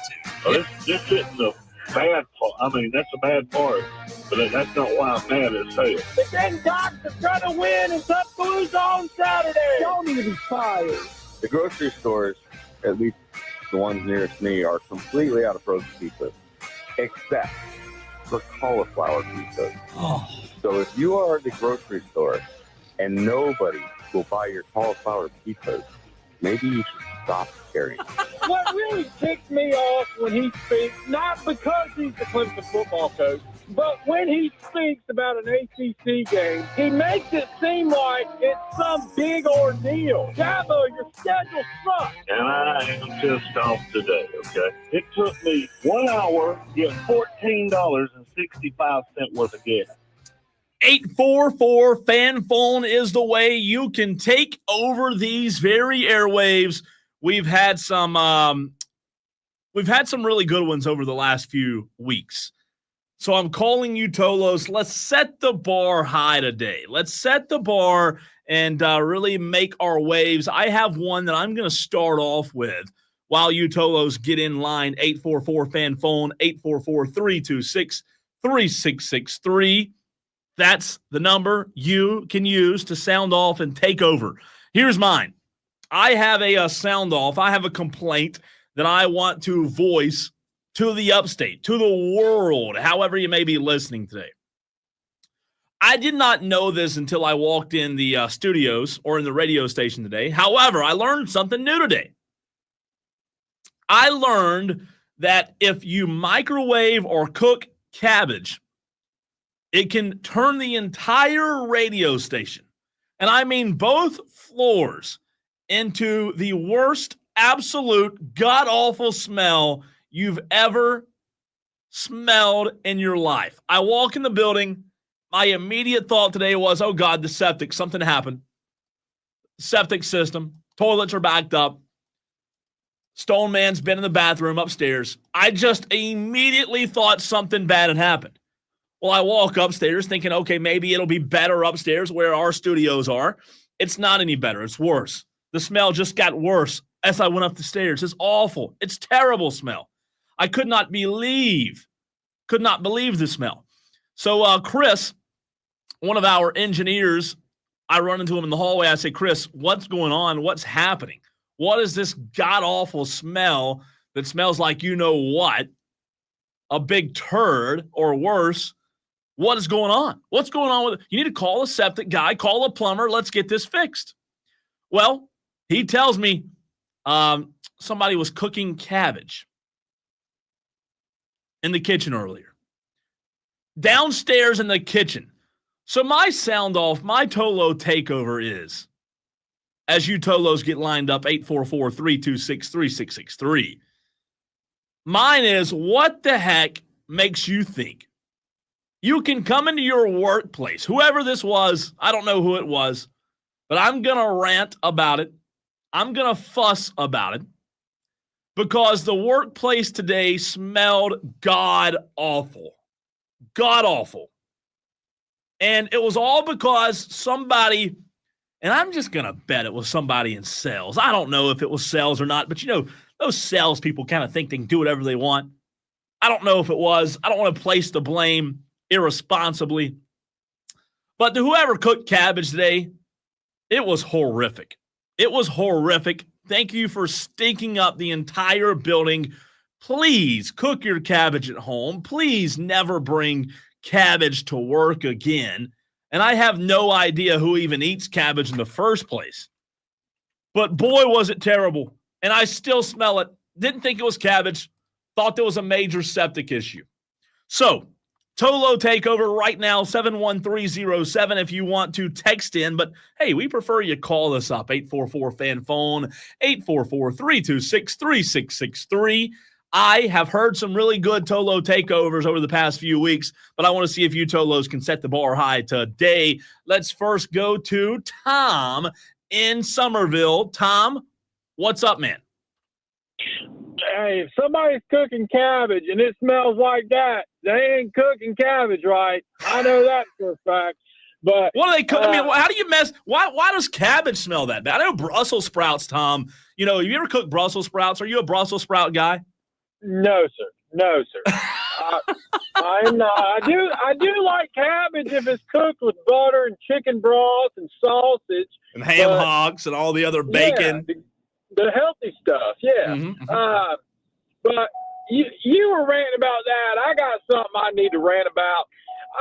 This morning, you know, I'm going into the gas station and I'm in a hurry. You know, I got to go make some money. You know, so I'm trying to get what I need at the gas station so I can go, you know, work today. Yeah. And this woman in front of me, wearing a Clemson hoodie, by the way, tells the attendant at the gas station, hold on, I forgot something. She goes back, you know, I'm over here. Can I just check out so I can go? Yes. And the you know, cashier's like, she'll be right back. So I'm nice. Well, she comes back after about 5 minutes of trying to figure out which soda she wanted. Then she goes and tells the cash register person, I need to buy a lottery ticket. Oh, God, that's the worst. And she proceeds to spend 15 minutes trying to figure out which lottery ticket she wants to buy. And I'm just standing there like, can I please just pay for my drink so I can get on with my day? But, of course, the other register wasn't working. They don't have self-checkout. So Tom's sitting there waiting 15 extra minutes because the woman doesn't know which lottery ticket she wants to buy after she had already been in line for 10 minutes. Man, I cannot tell you how many times that's happened to me in the past few weeks. I mean, it has happened so much. In fact, it happened to me yesterday. And you know what it was? I'm with you. Your sound off. You're 100% correct. There was a big old lady. Okay, let me back up. There was a lady yesterday, Tom, who was in front of me who had these coupons. And her coupons, I bet they took 15 minutes to figure out where to go on her app, where to scan the coupons, how to get her little 14-cent discount. It's absolutely ridiculous how people are so inconsiderate when you're behind them in line. I'm with you. Can they not just have one designated spot to get lottery tickets? Is that so hard? We got a designated spot for liquor. We have a designated spot for food. Why not have a designated spot for lottery tickets? I'm with you, man. I think you know what? That's the worst. The lottery tickets are the absolute worst because they want us, especially, you know what? There should be, if I became president, Tom, I would create a new law that says you are allowed. Never mind. Let me not say that on the radio.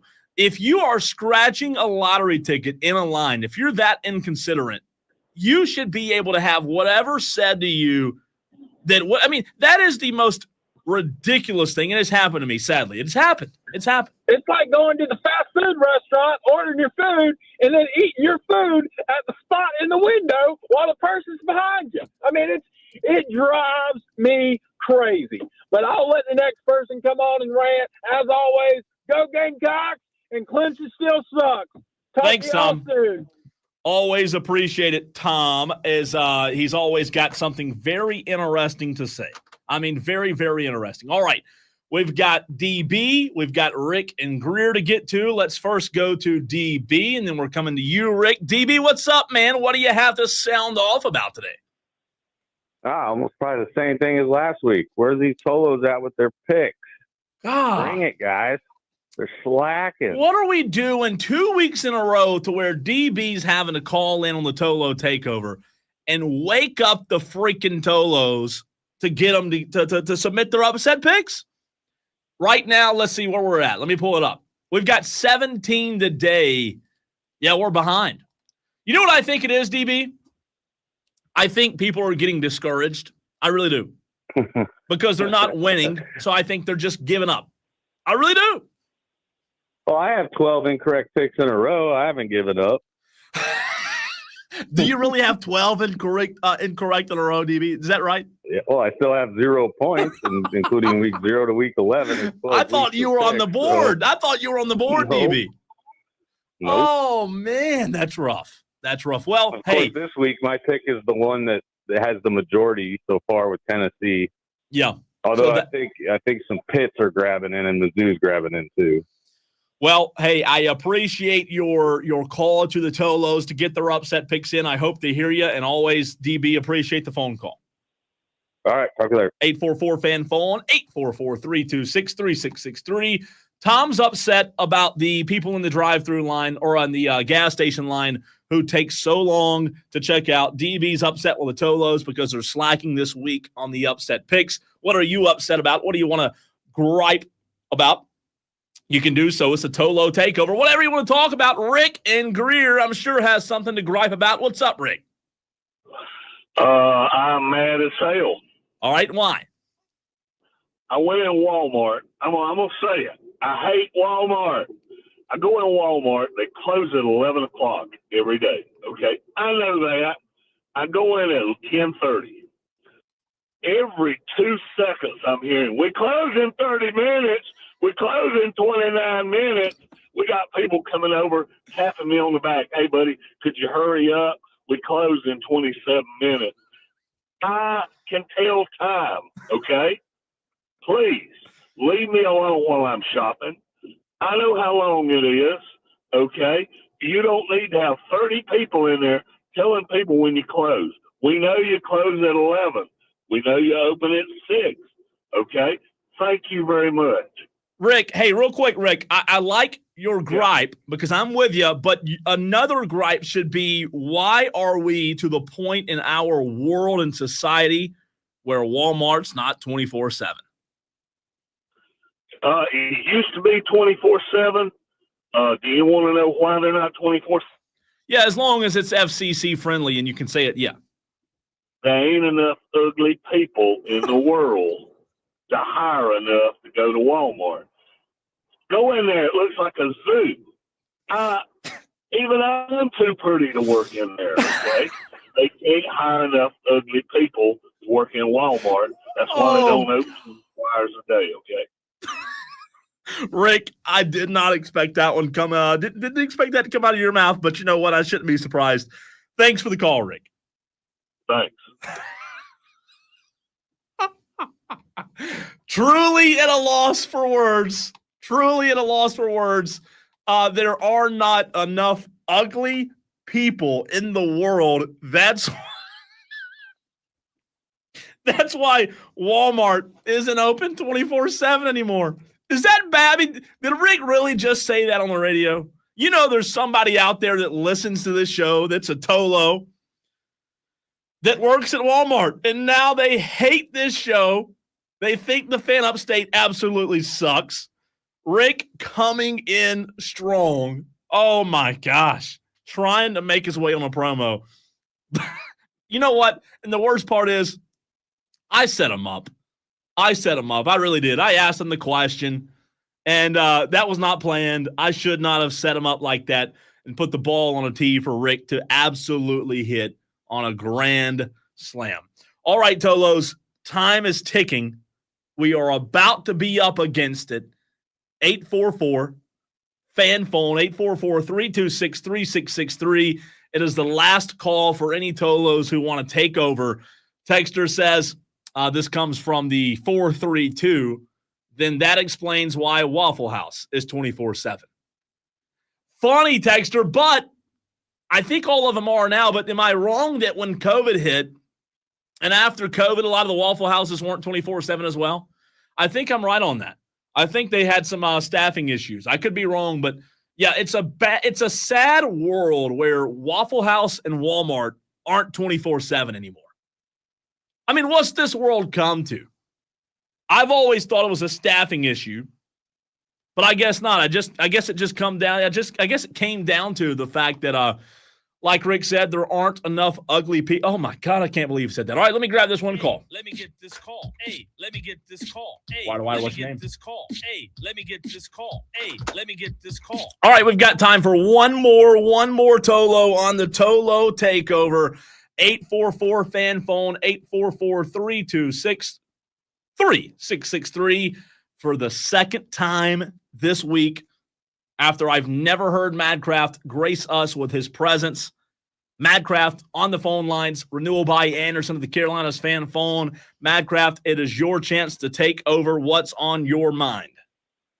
Yeah, hey, have you ever seen somebody do something that left you so bewildered that you couldn't stop thinking about it? Yeah, good and bad. Yes, okay. So you remember when that hurricane came through? Sadly, yeah. There was a house in my neighborhood where a big oak tree fell in the front yard, and it fell onto the front of this house right over the front door. So you can imagine what this whole property looks like. Okay? Okay.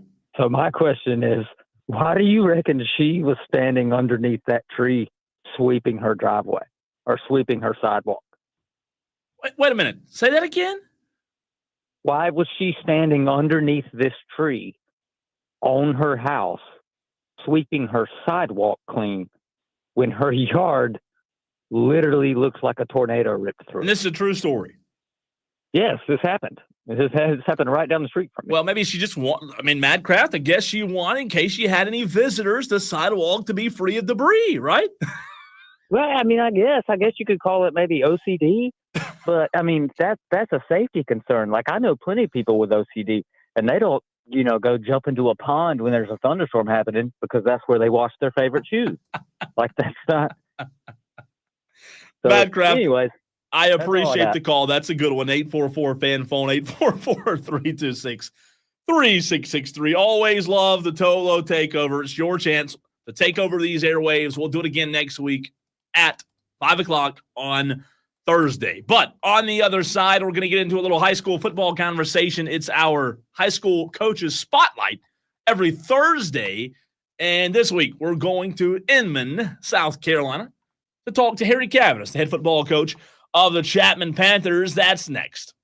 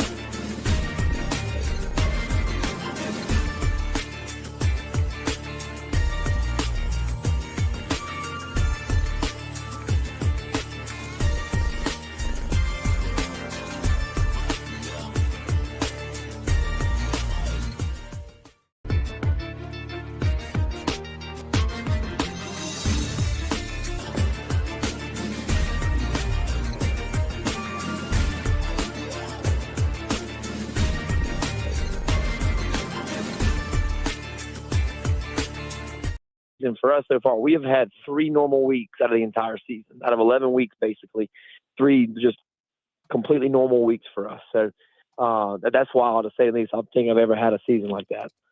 Coach, obviously it's been a difficult season for you guys, 3-7 right now. But I will say this: I can't recall a schedule in 3A that I've seen as tough as you guys have played. Was that kind of your goal going into the season? Was to play the absolute best, the best? Well, well, yes and no. I guess you want to say I've had that question a lot. It's a product of our predecessors. We've been blessed to have some really good seasons, and even before I got there, Coach Hodge and kind of led into me. And these last 4 years, we've been really, really, really blessed with a lot of great athletes. And, every time realignment comes back up, all high school coaches know that we have to figure out a new schedule. Well, it was probably one of the more frustrating off seasons as far as trying to schedule people when people say they don't want to play you. And it is what it is. We're not going to run from anybody, So we knew we were young coming into the season. We knew that kind of where we were there.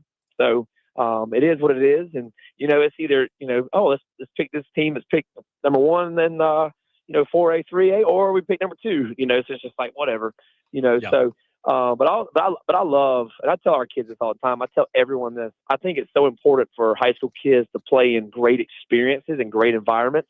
I challenge anybody, any classification, to go through the environments that we've been through this year, and we've gotten better every single week. I know from the outside world, we're not an outcome driven program. We're not. We know where we want to be at the end of the season, and like I told the guys this past week, we do spring football, we do the 7 a.m. workouts all throughout the summer for this week, and we're here and we're in a good position. I felt like we finished the season really strong the last 4 weeks, and we're where we were before actually the hurricane. We kind of reset some things those 2 weeks right there. And ever since then, we've kind of gotten back to playing our standard of football. And we finished the year 2-2, had an opportunity in the 2 losses to win those games. So we feel good, and we feel good where we're at right now.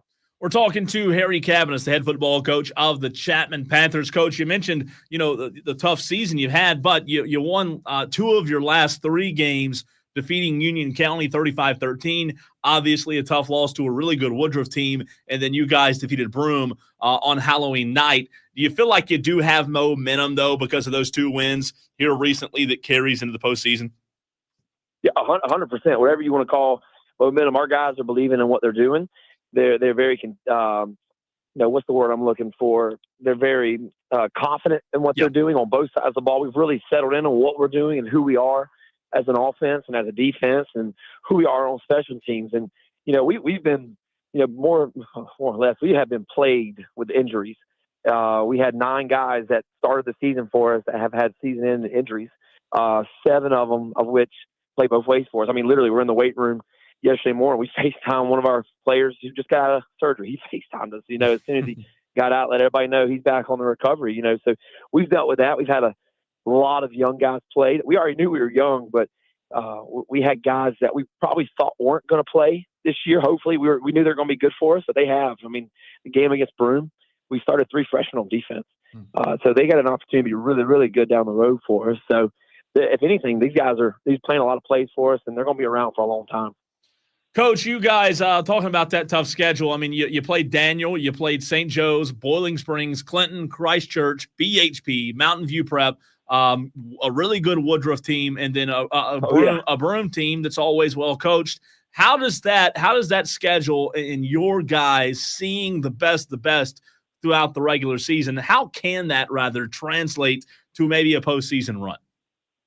Oh yeah, I mean, we talk about it a lot in our program. We train for the tight ones, not the blowouts.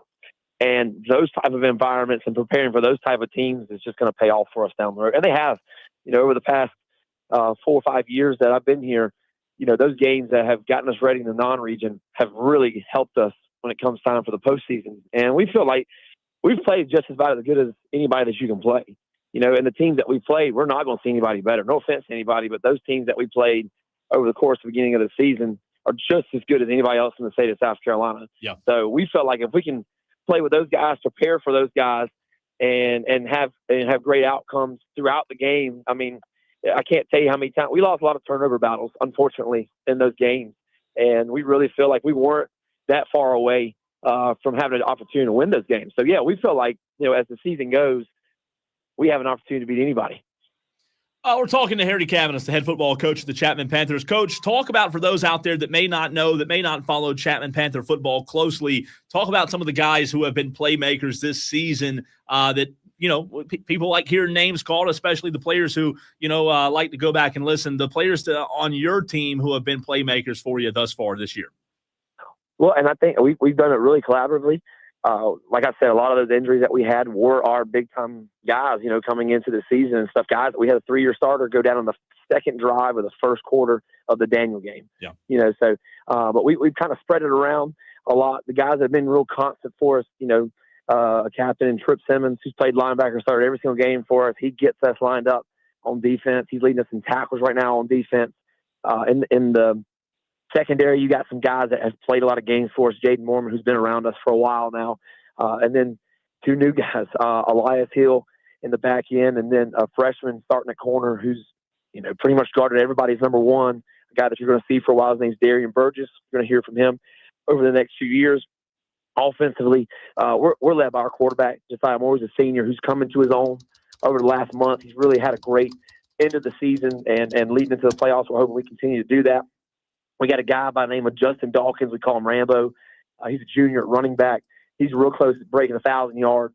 It's really close to breaking 1,000 yards when your quarterback, I think, rushed for almost 400. We have another running back, Josiah Copeland, who's pushing around 400 also himself. He's doing it a little bit differently than we have in the past, And then out wide, we have a young 10th grader at receiver, Taylor Rogers, who's made a lot of down-the-field catches for us. And then Jaden Mormon comes over also and plays offense for us too. But I tell you, the group that's really held us together is our offensive line. That's kind of been our MO all season. It was a senior heavy group. We had 7 guys coming this season that play offensive line that have played a lot for us, and we knew we could lean on them. Little did we know, 3 of them would go down throughout the course of the season. But they've really been the strong unit in the older group, led by Alex Cox, who's a north-south guy. You'll see him down at the beach here at the end of December, who plays center for us. So it's really done by committee depending on the week. Coach, you guys are in the postseason. As we mentioned, you play Palmetto, the 24th the 24th meeting overall between the two programs, Chapman and Palmetto. Chapman's won the last 2 in 2017 and 2007. What do you know about this Palmetto team, and how have you been game planning to take on listen, if you make the playoffs, obviously you did something right. What do you know about this Palmetto team, and what jumps off the page to you? Well, they're led by a good coach, and Ryan Norton. It's his first head job. He actually played at Malden High School, where I was the coach before this. That he played right for us. I got to know Ryan over the years, watching him at Clemson and hearing stories. He's a great guy. They're going to, down the road, they've hired a good guy. They've really turned the page as far as trying to be a physical football team, what they do on offense, and run a lot of power scheme type stuff, a lot of pin and pull, and then taking their shots. They got a lot of tough-nosed kids that play for them on that side of the ball. And then defensively, they're really going to pressure you as far as with their front and their linebackers, putting pressure on you to make quick decisions. And then the back end is going to really keep everything in front of you and make you work down the field. Coach, always appreciate your time. Best of luck on Friday night, and we'll talk to you soon. Yes, sir. Thank y'all. Absolutely. That's Harry Cavanis, the head football coach of the Chapman Panthers. For our high school coaches spotlight, we talk to a different high school coach every Thursday, and appreciate Coach Cavanis for hopping on with us, talking a little Panther football. And yeah, he's right. Palmetto, first-year head coach over there. They're an improved team from what they normally are, and it should be a good game. I think even though Palmetto's 4-6, they're improved from past years. I think Chapman has a good chance. They were 3-8 last year, so I think Chapman has a good shot on Friday. Texter says, I don't remember whenever I played high school football, you could be there.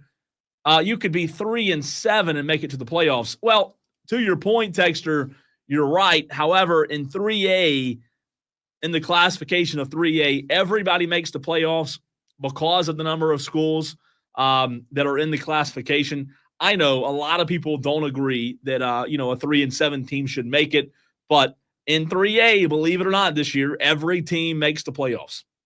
So we'll see. Hopefully one of those teams, though, like a Chapman, Texter, could make a run. All right, coming up in the very next segment, we're going to get back into both matchups this weekend for South Carolina, for Clemson. more concern? Which fan base has it right now? We'll get into that next.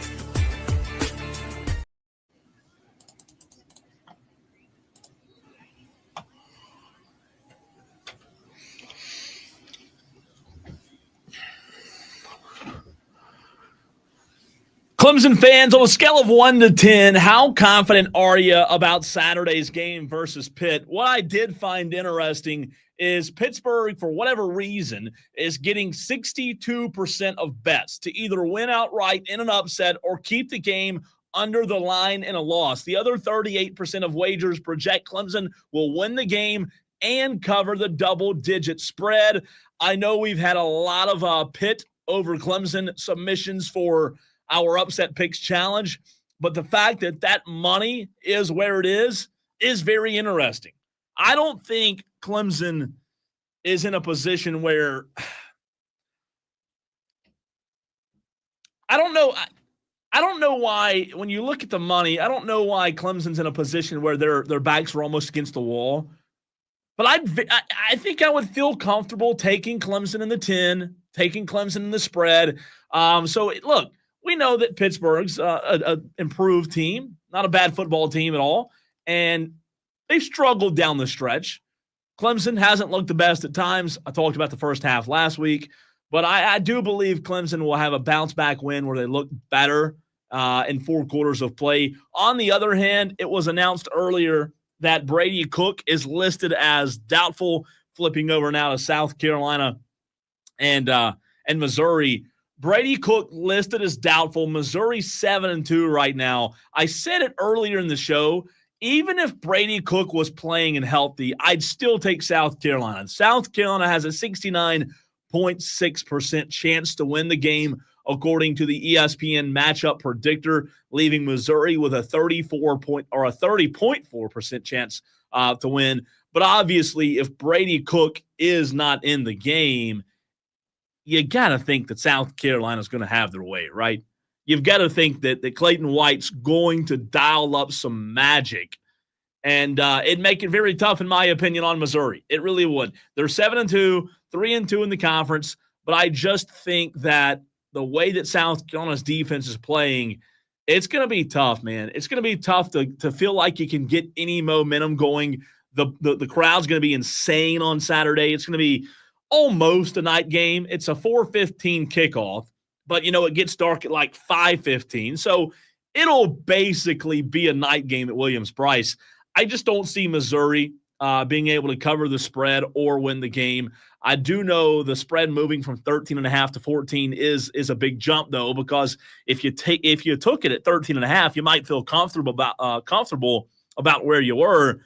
But then again, if you took it at 14 and South Carolina goes up by 2 scores and the score doesn't change, then you didn't hit. So right now, South Carolina favored by 14 points in the matchup predictor, according to Vegas. South Carolina has a good shot. All right, back to the upset picks standings, or the submissions, rather. It is not too late for you to get your upset pick in. 71307. We need your name, the game, and the spread. That is how you enter the upset picks challenge. If you have not done so yet, it's not too late. You have another hour or so in the program today to get your upset pick in. Let's see. Nashty on the text line says he will take Pitt plus 11.5 over Clem sucks. Tell us who you really are a fan of, Nashty, without telling us. Brandon from Moore says, I'll take Syracuse and 9.5 over Cal. Philip Johnson wants Tulsa plus 15. Noel says, give me Tennessee plus 10 at Georgia. Some interesting picks coming in. If you missed it earlier, I took UL Monroe over Auburn. Billy Horn and I took the same game, and I believe there's only been one more submission. That game is not a highly picked game. I know it's Auburn. I know they're better. They're deeper. They should win that game, but for whatever reason, you just can't count UL Monroe out on Saturday. They've been playing well, and who knows? It might be closer than expected. I need the old Warhawks to pull it out, and so does Billy Horn and a few other Tolos who have taken that game. Speaking of Bobby tweeted me 36 minutes ago after the conversation about the cabbage being cooked in the kitchen in the workroom. That's great, Bobby. I retweeted it, but he said, this is posted at my work for the same reason. And it says, A guide to eating fish in the workplace. Acceptable and unacceptable. Acceptable has a goldfish, and under unacceptable is a real fish, and says every other type of fish. That'd be rough. That'd be a rough smell, Bobby. Appreciate you listening to the show, though. 71307. Start your text with the word fan. Phone lines open as well. 844-FAN phone, 844-326-3663. Going to have our interview replay with Ramon Robinson coming up in hour number 4 of the program. But let's look at the rest of the games happening in college football. There is a game tonight. There's been 3 Tuesday, 3 Wednesday, and only 1, I believe, tonight. Is that right? That's right. Eastern Carolina versus Tulsa. ECU is, I said Eastern again. I apologize. East Carolina versus Tulsa. ECU is favored by 15 points at Tulsa. A little American action going on, not Maction, but American action going on. 2 teams out of the American Conference battling it out, East Carolina and Tulsa. Could be a good game tonight. I don't believe there were any – let's see. And DB might be able to tell me quicker, but I don't know that anybody took Tulsa over ECU. Let me look and see here on the upset pick submissions. If they did, it wasn't many. But I don't know, to my knowledge, of any Tolos who actually went and swung for the fences and took that one tonight. Most of the games are on Saturday that were chosen. Also, tomorrow night, you have 4 college football games. Wyoming, Colorado State, North Texas, UTSA, UCLA in Washington, and Houston and Arizona. Those are the 4 games tomorrow night. Obviously, we'll talk about that more tomorrow on the show. But a lot of good games happening this weekend in the top 25. We did have 1 submission for Northwestern over Ohio State on the Upset Picks Challenge. I don't know how well that one's going to fare. Also in the top 25 this weekend, Texas and Arkansas, Utah and Colorado. Colorado all of a sudden finds itself at 7-2 on the season. Maybe a team, even with 2 losses, that could be a bid thief, if you will. DB, by the way, lets me know that Philip Johnson did take Tulsa tonight over East Carolina. So good luck to you, Philip. But Colorado, they could be a team that somehow, some way steals a bid into the college football playoff. The only concern there is when you get down to it, right now there are 5 teams in the SEC who have 2 losses. How is the committee going to view Colorado, their overall body of work, their strength of schedule, and what they've done? How are they going to view that versus, let's say, a 2-loss SEC team? That's where my concern is. I think Colorado sitting at 17, they're on the bubble. They're in a good spot to be able to make a push late for a playoff spot, but it's going to have to be a bid, right? Maybe they win the Big 12. I don't know about that. I just think that Colorado could be an interesting watch if they continue to win. But what it comes down to is, do they value Colorado and what they've done and who they've played enough to allow Colorado to jump an SEC team? That's the question. All right, final hour of the show coming your way next.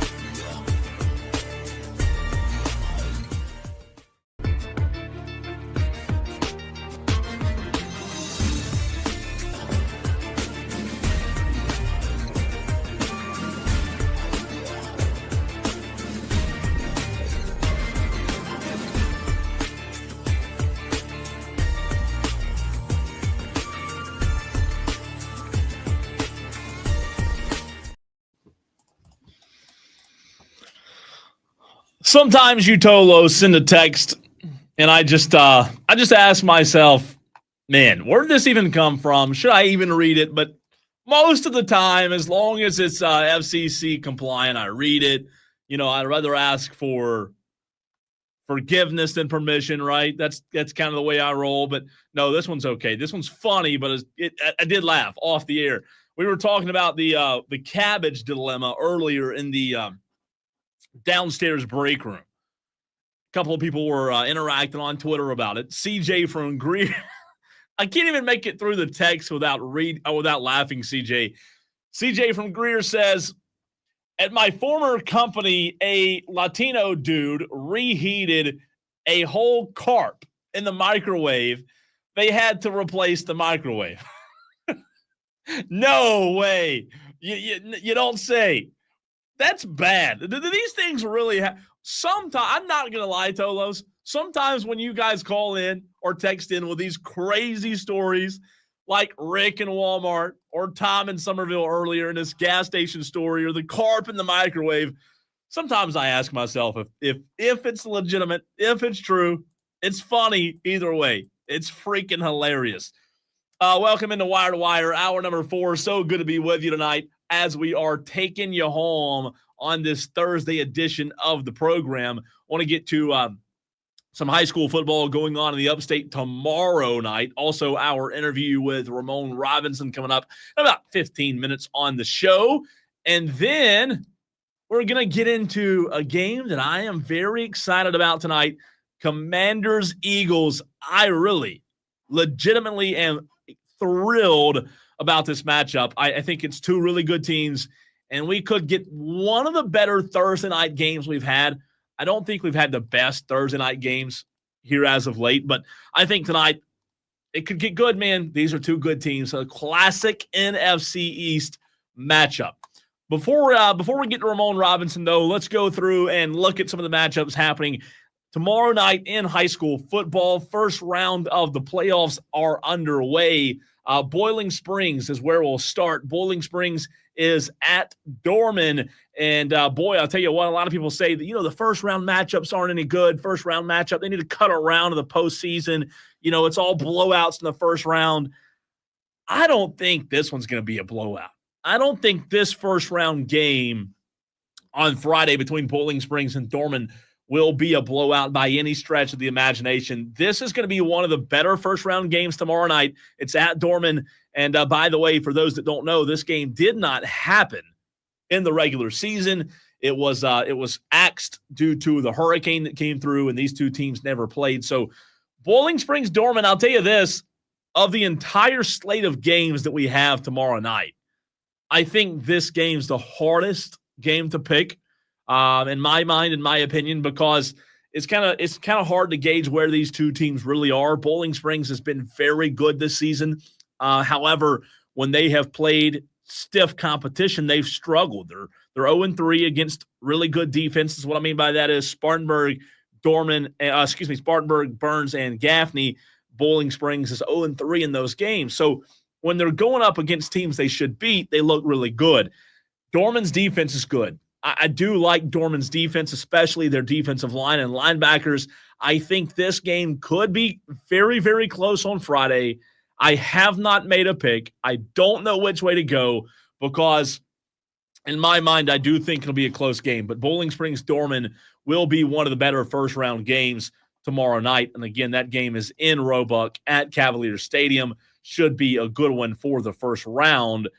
And to add on top of that, I believe, I'm not looking at the bracket off the top of my head, but I believe the winner goes to Dutch Fork, which would be tough. Be a tough one for either team.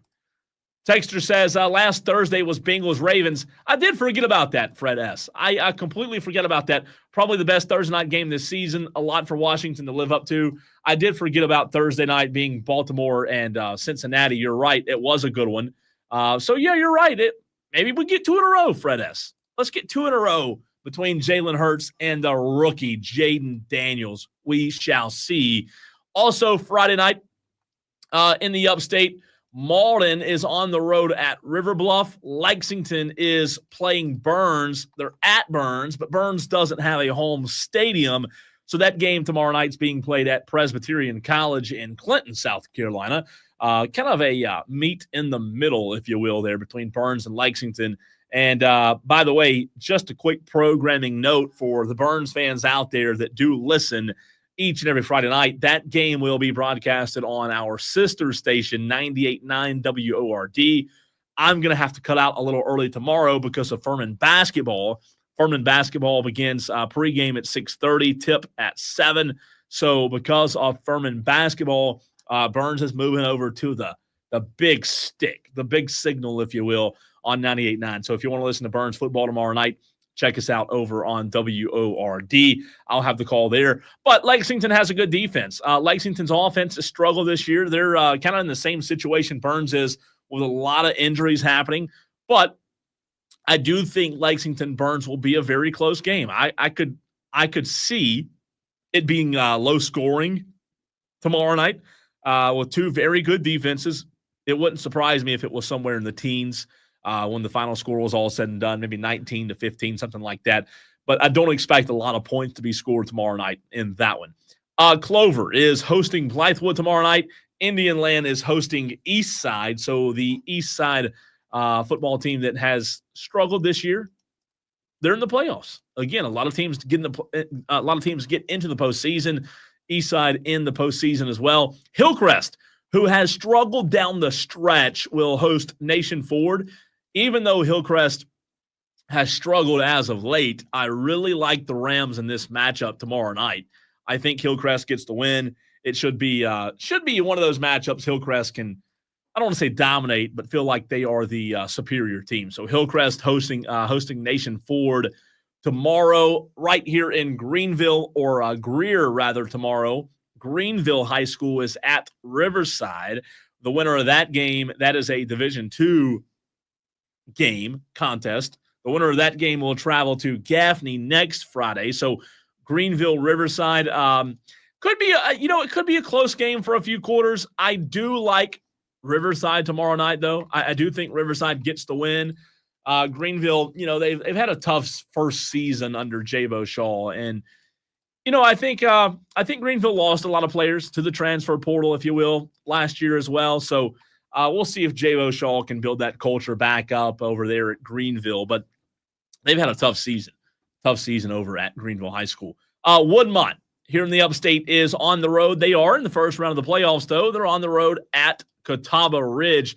Man, I remember when Catawba Ridge, it seems like yesterday Catawba Ridge just opened, and now all of a sudden Catawba Ridge is already in 5A, which tells you how fast, how quickly that school is growing up in the Rock Hill area. So Woodmont at Catawba Ridge, that'll be a tough one for Woodmont. It really will be. Lakewood is at Westside. Emerald is at AC Flora. Lancaster is at Wren. Pickens goes to Camden tomorrow night. Dreer goes to Daniel High School. Daniel, they're a 1 seed. It's going to be tough to beat them if you're Dreer. That one's going to be a long night for Dreer, unfortunately. Richland Northeast traveling to the upstate to take on Seneca. Blue Ridge, what a tough one for those guys and the Tigers. Blue Ridge traveling to South Point tomorrow night. Fountain Inn, and what could be a really interesting game in 4A tomorrow, Fountain Inn at Greer. Greer and Will Young have finished the season strong. They've had a really good back half, or a really good end of the season, if you will, in the back half of games. That one could be a lot of fun tomorrow between Greer and Fountain Inn. I do think Greer's the better team, even though Fountain Inn's, they're talented. I don't know that they have the dudes and the depth that Greer may have. So I feel like Greer might have the advantage there tomorrow in that one. That's Fountain Inn at Greer. And then in 3A tomorrow, Carolina goes to Mountain View Prep. It'll be a long night for Carolina. That game will not be close at all. St. Joe's is at Wahala. That one could be a good one. West Oaks at Christ Church. I like Christ Church there. Union County and Crescent tomorrow night. Again, same scenario. Going to be a long night for Union County, I do believe. Southside Christian tomorrow night, making the trip to BHP. Running back, Clemson commit, Marquise Henderson. That's going to be a tough out for Southside Christian. It really will be. Chapman hosting Palmetto. We talked to Harry Cavanis earlier in the program for our high school coaches spotlight, and Chapman, a home game. I think Chapman matches up well. And I know they're banged up, as Coach Cavanis talked about, but I do think Chapman matches up well against Palmetto. Broome will travel to Powdersville, and that's going to be a tough one. Powdersville's a very good football team. Powdersville did not start the season particularly well, but boy, they've been playing good football as of late. So Broome's going to have a tough one tomorrow night at Powdersville. Also in 3A, Pendleton goes on the road at Woodruff. And Pendleton, Woodruff's a really, really good team in 3A. Maybe Pendleton can give them a run for their money, but Woodruff at home, tell you what, man, it's not a bad first-round draw for Woodruff. I kind of like it. 2A, Clinton hosting Pelion. Chester hosting Strom Thurman. Let's see any other local teams in 2A. Chesney hosting 96. Landrum's on the road at Central tomorrow. Any 1A local games, we do have Abbeville hosting C.A. Johnson, and I believe that's our only local game in 1A. So for a full recap, though, you Tolos know that you can catch the Saturday morning scramble Saturday from 8 to 10 a.m. for a recap of those games as the high school football playoffs are underway. Again, reminder, Burns football tomorrow. If you're looking for it, it will not be on the Fan Upstate. It will be airing on 98.9 WORD as Furman basketball is going to be right here on the Fan Upstate. All right, going to take a quick break, come back, and we're going to replay our interview with Ramon Robinson from earlier in the show. All that and more, and then we're going to finish with a little Washington Commanders versus Philadelphia Eagles tonight. That's next.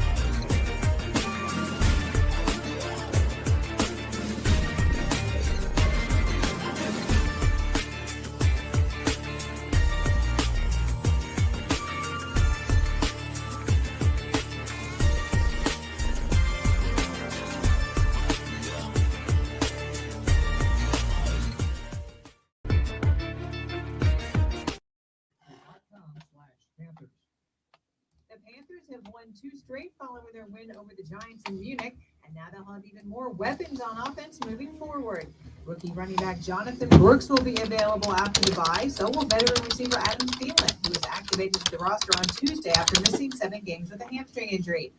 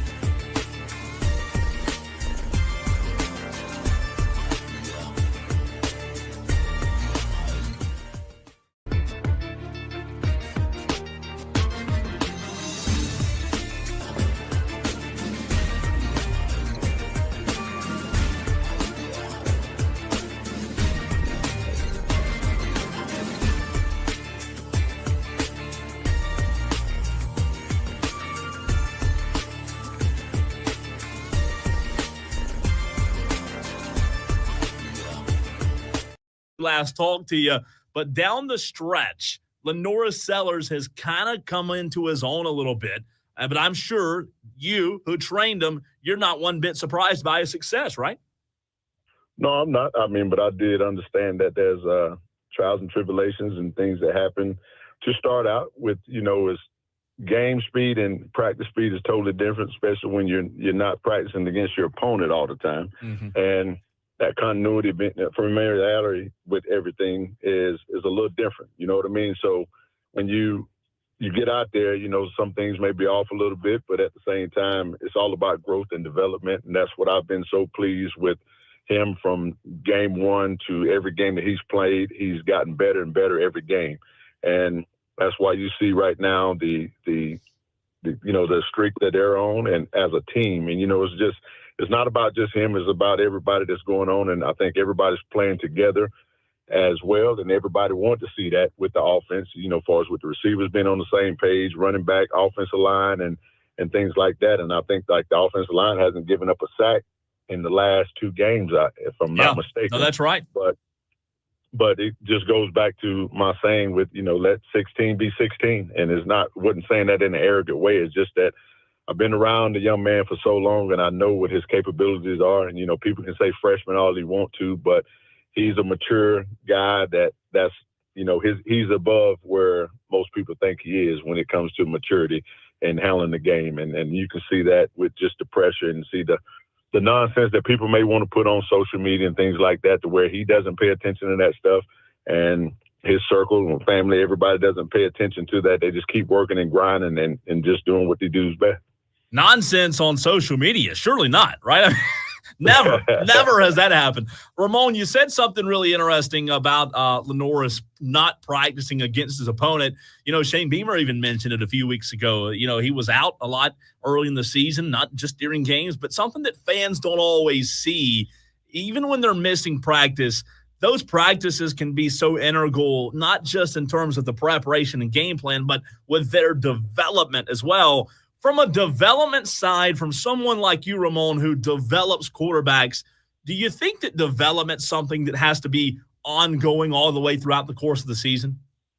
Oh, yes, it most definitely is. I mean, if you look at it, just look at the whole landscape of football. A lot of times you can see some of the guys that fall off. They start out hot and they start to fall off. And at the end of the day, all the development pieces ain't always physical. You got what I'm saying? It ain't always physical having to go through a ball, but also to recognize that you're doing certain things wrong. Like you might be overstriding on a pass that you overthrew, or you threw in the ground and things like that. You may not be using the proper throwing mechanics on certain throws and plays. You might not get the right depth on your drops.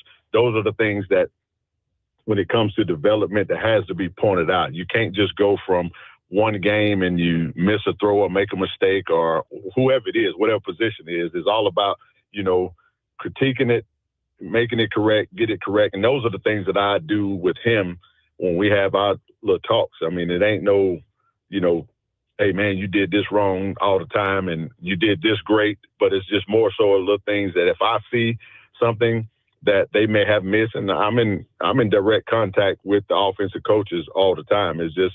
It's a team thing, man. You want the best for the team and the best for the program. If, you got so many eyes on them or whatever it is, you know what I'm saying, that you see this going on. And that's a part of development, and it's just when you can see something and you can correct it and make the situation better. That's when everything works together. And when you got the coaches and the trainers and whoever it is, the mentors or whatever it is that's in that young man's life, is that everybody's working on the same accord to have the best quarterback or best receiver it is to be out there on those Saturdays.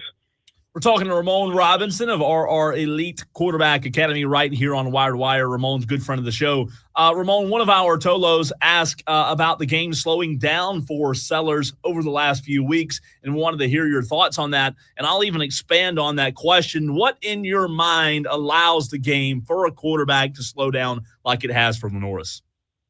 I think that's when you say the game slowed down, and I've heard that a lot. I think that's as a whole. You got to understand everything as a whole. You got a team, you got an offense that's tons of transfers. You got what I'm saying? Tons of transfers.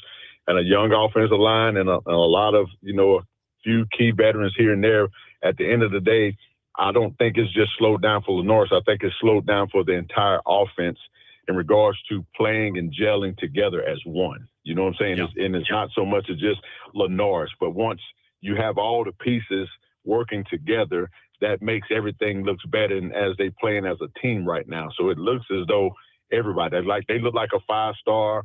They don't look like the 6-3 squad right now. They look more like a 9-0 squad in which everybody know that they could, at best right now, at worst, they should be 8-1 or 9-1. You know what I'm saying? Yep. So it's just, little things that happen. And I think that's just a process of, of course, it's a process of football. There's nothing that's going to be perfect. But as far as when it comes down to slowing of the game, I think that has to do with everybody handling their own business, individual business, even though it's a team sport, but you also have a business to, a job to do, as in running that correct route, or, blocking your right man. If it's zone protection up front, knowing where to slide to and X, Y, and Z. So it's just a matter of everybody now just getting on the same page. And once that happens on any level, that's going to slow the game down and makes it look much smoother. And at the same time, when you're not having to do and overdo your job. We're talking to Ramon Robinson. Ramon, you train a lot of guys throughout the state of South Carolina. For those that don't know, that don't have as good of a pulse on, high school football, who are some guys that you've been training the last few years, whether they're still in high school or even at the early college level, that you think could that we might be hearing their name sometime soon? Well, we'll stick on the college. We got a guy that, this is my opinion, but Grayson Loftus, I saw you made a comment not too long ago about Grayson, and actually we had a great talk earlier today, and he's a guy that finished the year as a freshman, and people missed that he had a great campaign his freshman year as a true freshman to finish off and put Duke into playoff contentions last year, and of course, coming into this year, battling with, the guy that transferred in and everybody was looking for him to be that guy. That's not my job internally, but I feel like he's going to be a guy that's going to ring and be back in the household of names of quarterbacks on the collegiate level. And, I had my other quarterback by the name of Joe Owens. He's up at Fayetteville State. Did a great job this past year playing with one broken hand on his left arm. And finished the season out right, man. I think he was averaging right at about 280-something yards a game passing. And the games that they lost, it was right by like a field goal. But ultimately, he put in a great campaign. That season is over now, but he put in a great campaign his second year at Fayetteville State after transferring from Alabama State. And he's a guy that's, making some noise. And I think next year he'll be a guy that'll be looking to get into that Legacy Bowl, Black College All-Star game. I think he'll be a top guy that they'll look at as far as when it comes to next year. And, I got tons of other guys that's in college that right now, but those are, and then we talk about Ryan Berger, who was at App, transferred to Liberty, who's next in line to be the guy at Liberty. He's did a great job. He got some PT this past weekend, stepped in and did a great job in the win up against Middle Tennessee State. But, it's a lot of more guys out there, but those are the three notable guys that I want to mention right now that's in college-wise. But in high school, of course, you got Cutter, who's committed to the University of South Carolina and is still pushing forward and making a great move in regards to, the playoffs right now. When it's getting ready to get started, but he's still doing his thing along with the team. And, I got Gavin Owens is over in Raven Gap, who's getting ready to play for the state championship this Friday against, I think, whatever it is, Chad Greer's team. I think it's Providence Day or something like that. That's right. They play in the state championship tomorrow. I'll be going down there tomorrow to support him as well. And, and I got Chancellor Crosby, who was just recognized as a Region 4 1A Player of the Year down at Bamberg, who's committed to North Carolina Central, who was originally committed to Georgia State. And, I have a bunch of guys. I'm mentioning those guys, but I have a lot of guys that are notable guys that people would recognize. And of course, I got the young guys that's in the stable, like your Gilmores, and I got the Trey Howards down at Ridgeview, Messiah Jackson's over it. I mean, I got kids a little bit. I may miss somebody. I hate when people ask me this question, but but I got guys that's a little bit everywhere, and they're playing good ball. The Grayson Clares and the 2027s, and but I really feel great about the development. Just whether they're training with me or training with somebody else with the quarterback play in the state of South Carolina, and it's getting better and better. And I think people are taking us more serious than in the past. And I'm not saying that they haven't, but it's just that we need to get more credit for quarterback play. Sure.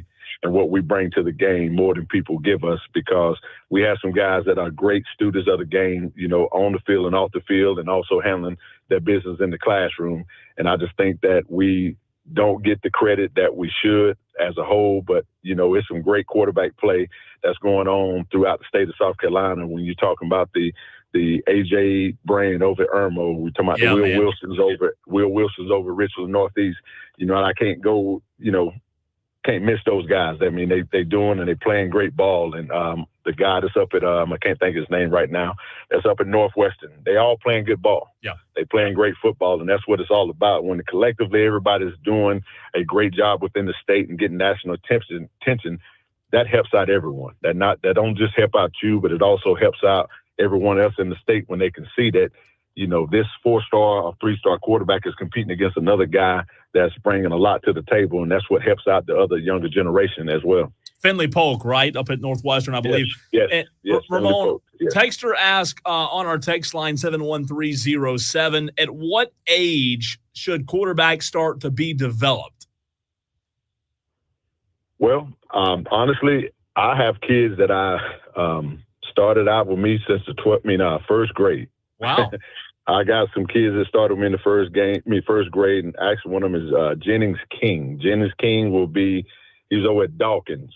Yeah. He's been with me since the first grade. Wow. And he's getting ready, of course, after this season here, be in the 9th grade, and I think he'll be going to Dorman. And the development with him, he's been a technician since a kid. Can I say that you're supposed to start in the first grade? No, I can't say that. But what I can say is that middle school, late elementary to middle school is when you need to start putting the foundation down and really get with someone that knows what they're doing and going to teach the position from the ground up. And that's why I feel like with how my program is set up, the consistency is the key to everything. You can't just pick it up and put it down and think you're going to have great results for the position that you're playing. And it's not no knock on anybody, but I'm not surprised with the success of the quarterbacks that are playing at an elite level that I train, or whether they're training with somebody else, is because when you're training and you want to develop, it's all about being consistent. You know what I'm saying? You can't just say, hey, I'm going to train this month and I'll see you again next month.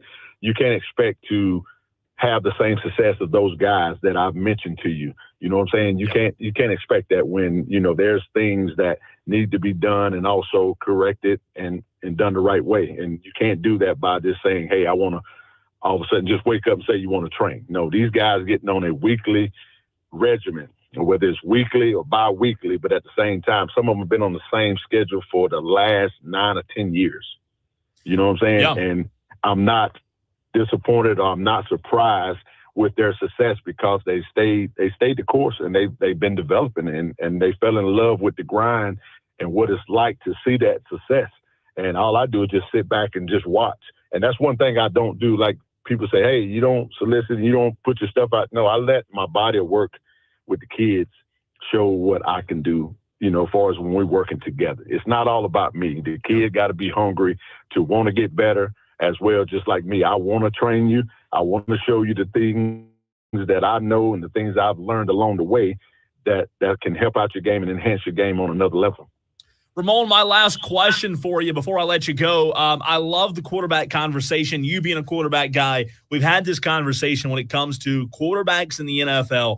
Some require more development. Some you can throw in the first year, a la Jaden Daniels in Washington. Why do some quarterbacks take off in the first year and some have to be developed, Ramon, for a few years before they get to that level of being a consistent quarterback in the NFL? Well, once again, it goes back to you asked me the question about I think the listener was asking the question about the game slowed down and it looks like Lenores is more comfortable. Well, as a whole, when you're in that position, sometimes you don't realize it when you're trying to do too much. When you have a job and everybody else has a job, and I think that a lot of times these young quarterbacks get in this position and don't realize what type of pressure and what type of job that they just took over. You know what I'm saying? Sure. It all looks good that, hey, I'm starting in the NFL, but at the end of the day, you're a rookie. This offensive tackle over here is a rookie, but he's going against a 12-year veteran that's been in the Pro Bowl for 10 years and you know, those things. So it's one of those things where when everybody's handling their job, then that makes it better and makes it easier for the quarterback to be able to go out there and represent his team and direct the team in the right direction. But it's all about timing, and sometimes it takes a situation like a Bryce Young to sit down and watch the game from the sideline to understand, you know, this is what needs to be done. And that happens. It happened to me when I played on the pro level. You know, when you think you know it all and you're getting out there and you're getting your head knocked off, and when the coach saying, hey, live by the check down. If the deep ball ain't there, throw the check down. And those things that I learned on that level to where I didn't learn them until I got hurt. And I was able to sit on the sideline and watch another veteran guy go to work, and just, you know, the things that they took away to make it easier. There's a lot of things that you can do as a quarterback, whether the protection is there, is know what's in the offense. Where's your safe routes? Where's your difficult throws? But if you're getting in trouble, where's the hot? And those are the things that, as a quarterback, that you have to know is that when this situation happens and they blitzing, where am I going with the ball? And those things, and it take little situations like that to happen. And it's just that you talk about Daniels. I love what's going on with my Skins right now, my Washington. I love it, and it's just the maturity as well. And I think you can kind of see that with him, his whole demeanor, and it just goes back to, like with Lenores, his demeanor is totally different than an average freshman. His demeanor is totally different than an average rookie. You got what I'm saying? But it also goes back with your preparation in regards to what you're trying to do with the team and what's expected from you with the team. And it only happens when the offensive coordinator is making you comfortable, and the hat goes off to the offensive coordinator, whether you like what they're doing or not. Is just they put those young men in the right position to be successful on, regardless of what level it may be. And that's what it comes down to. You got to know your quarterback's strengths, and you got to know his weaknesses if you want the best from him. Ramon, fantastic stuff as always. Really appreciate you taking time to hop on with me, and love talking to you. Let's do it again soon, man. All right, sounds good, and thank you. That's Ramon Robinson.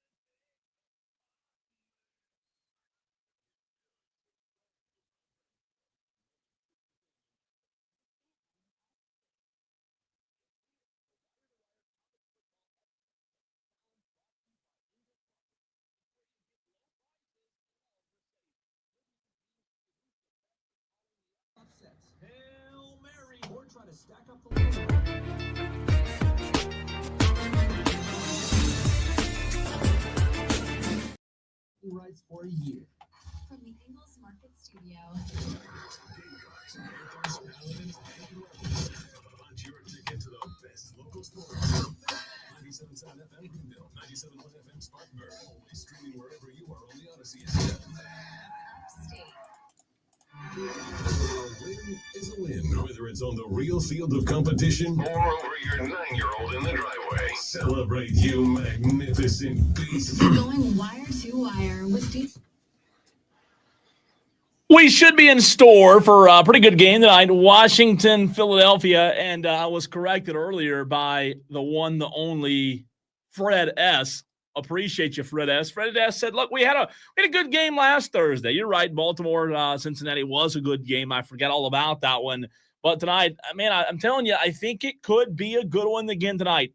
Both teams on a short week. It doesn't really matter for Philadelphia because they shellacked my Cowboys. That game wasn't even close. However, it is interesting. It's going to be interesting, rather, to see how Washington responds tonight after being in such a gut-wrenching, close football game on Sunday with Pittsburgh, which, by the way, was one of the best games of the weekend. Jaden Daniels is for real. There's no one that questions that. We know how good he is. We know what Dan Quinn's done in his first season.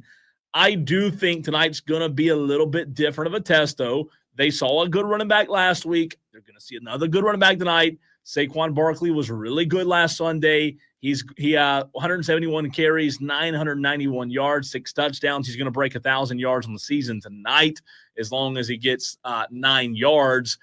Philadelphia's good.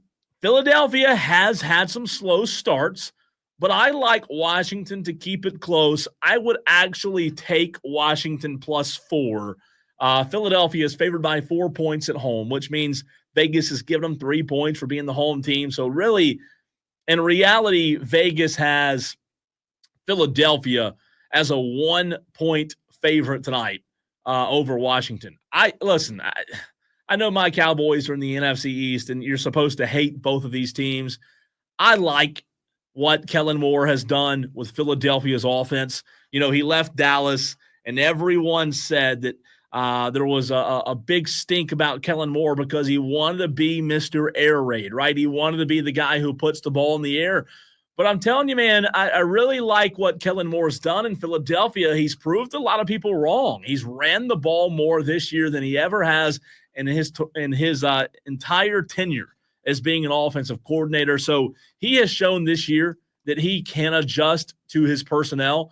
And I think he's done a good job. I think Nick Sirianni needed that hire to work out desperately because after the way last year ended, there was a lot of heat on Nick Sirianni and the collapse that Philadelphia had. So a really good hire that's so far worked out really well for Philadelphia. And then on the flip side, we all know what kind of team Dan Quinn's going to have. It's going to be a good, tough defensive unit. I like this game a lot. I think there's, you know, how when you talk about the sport of football, different matchups within the game, different games within the game, if you will. I think you're going to have that tonight.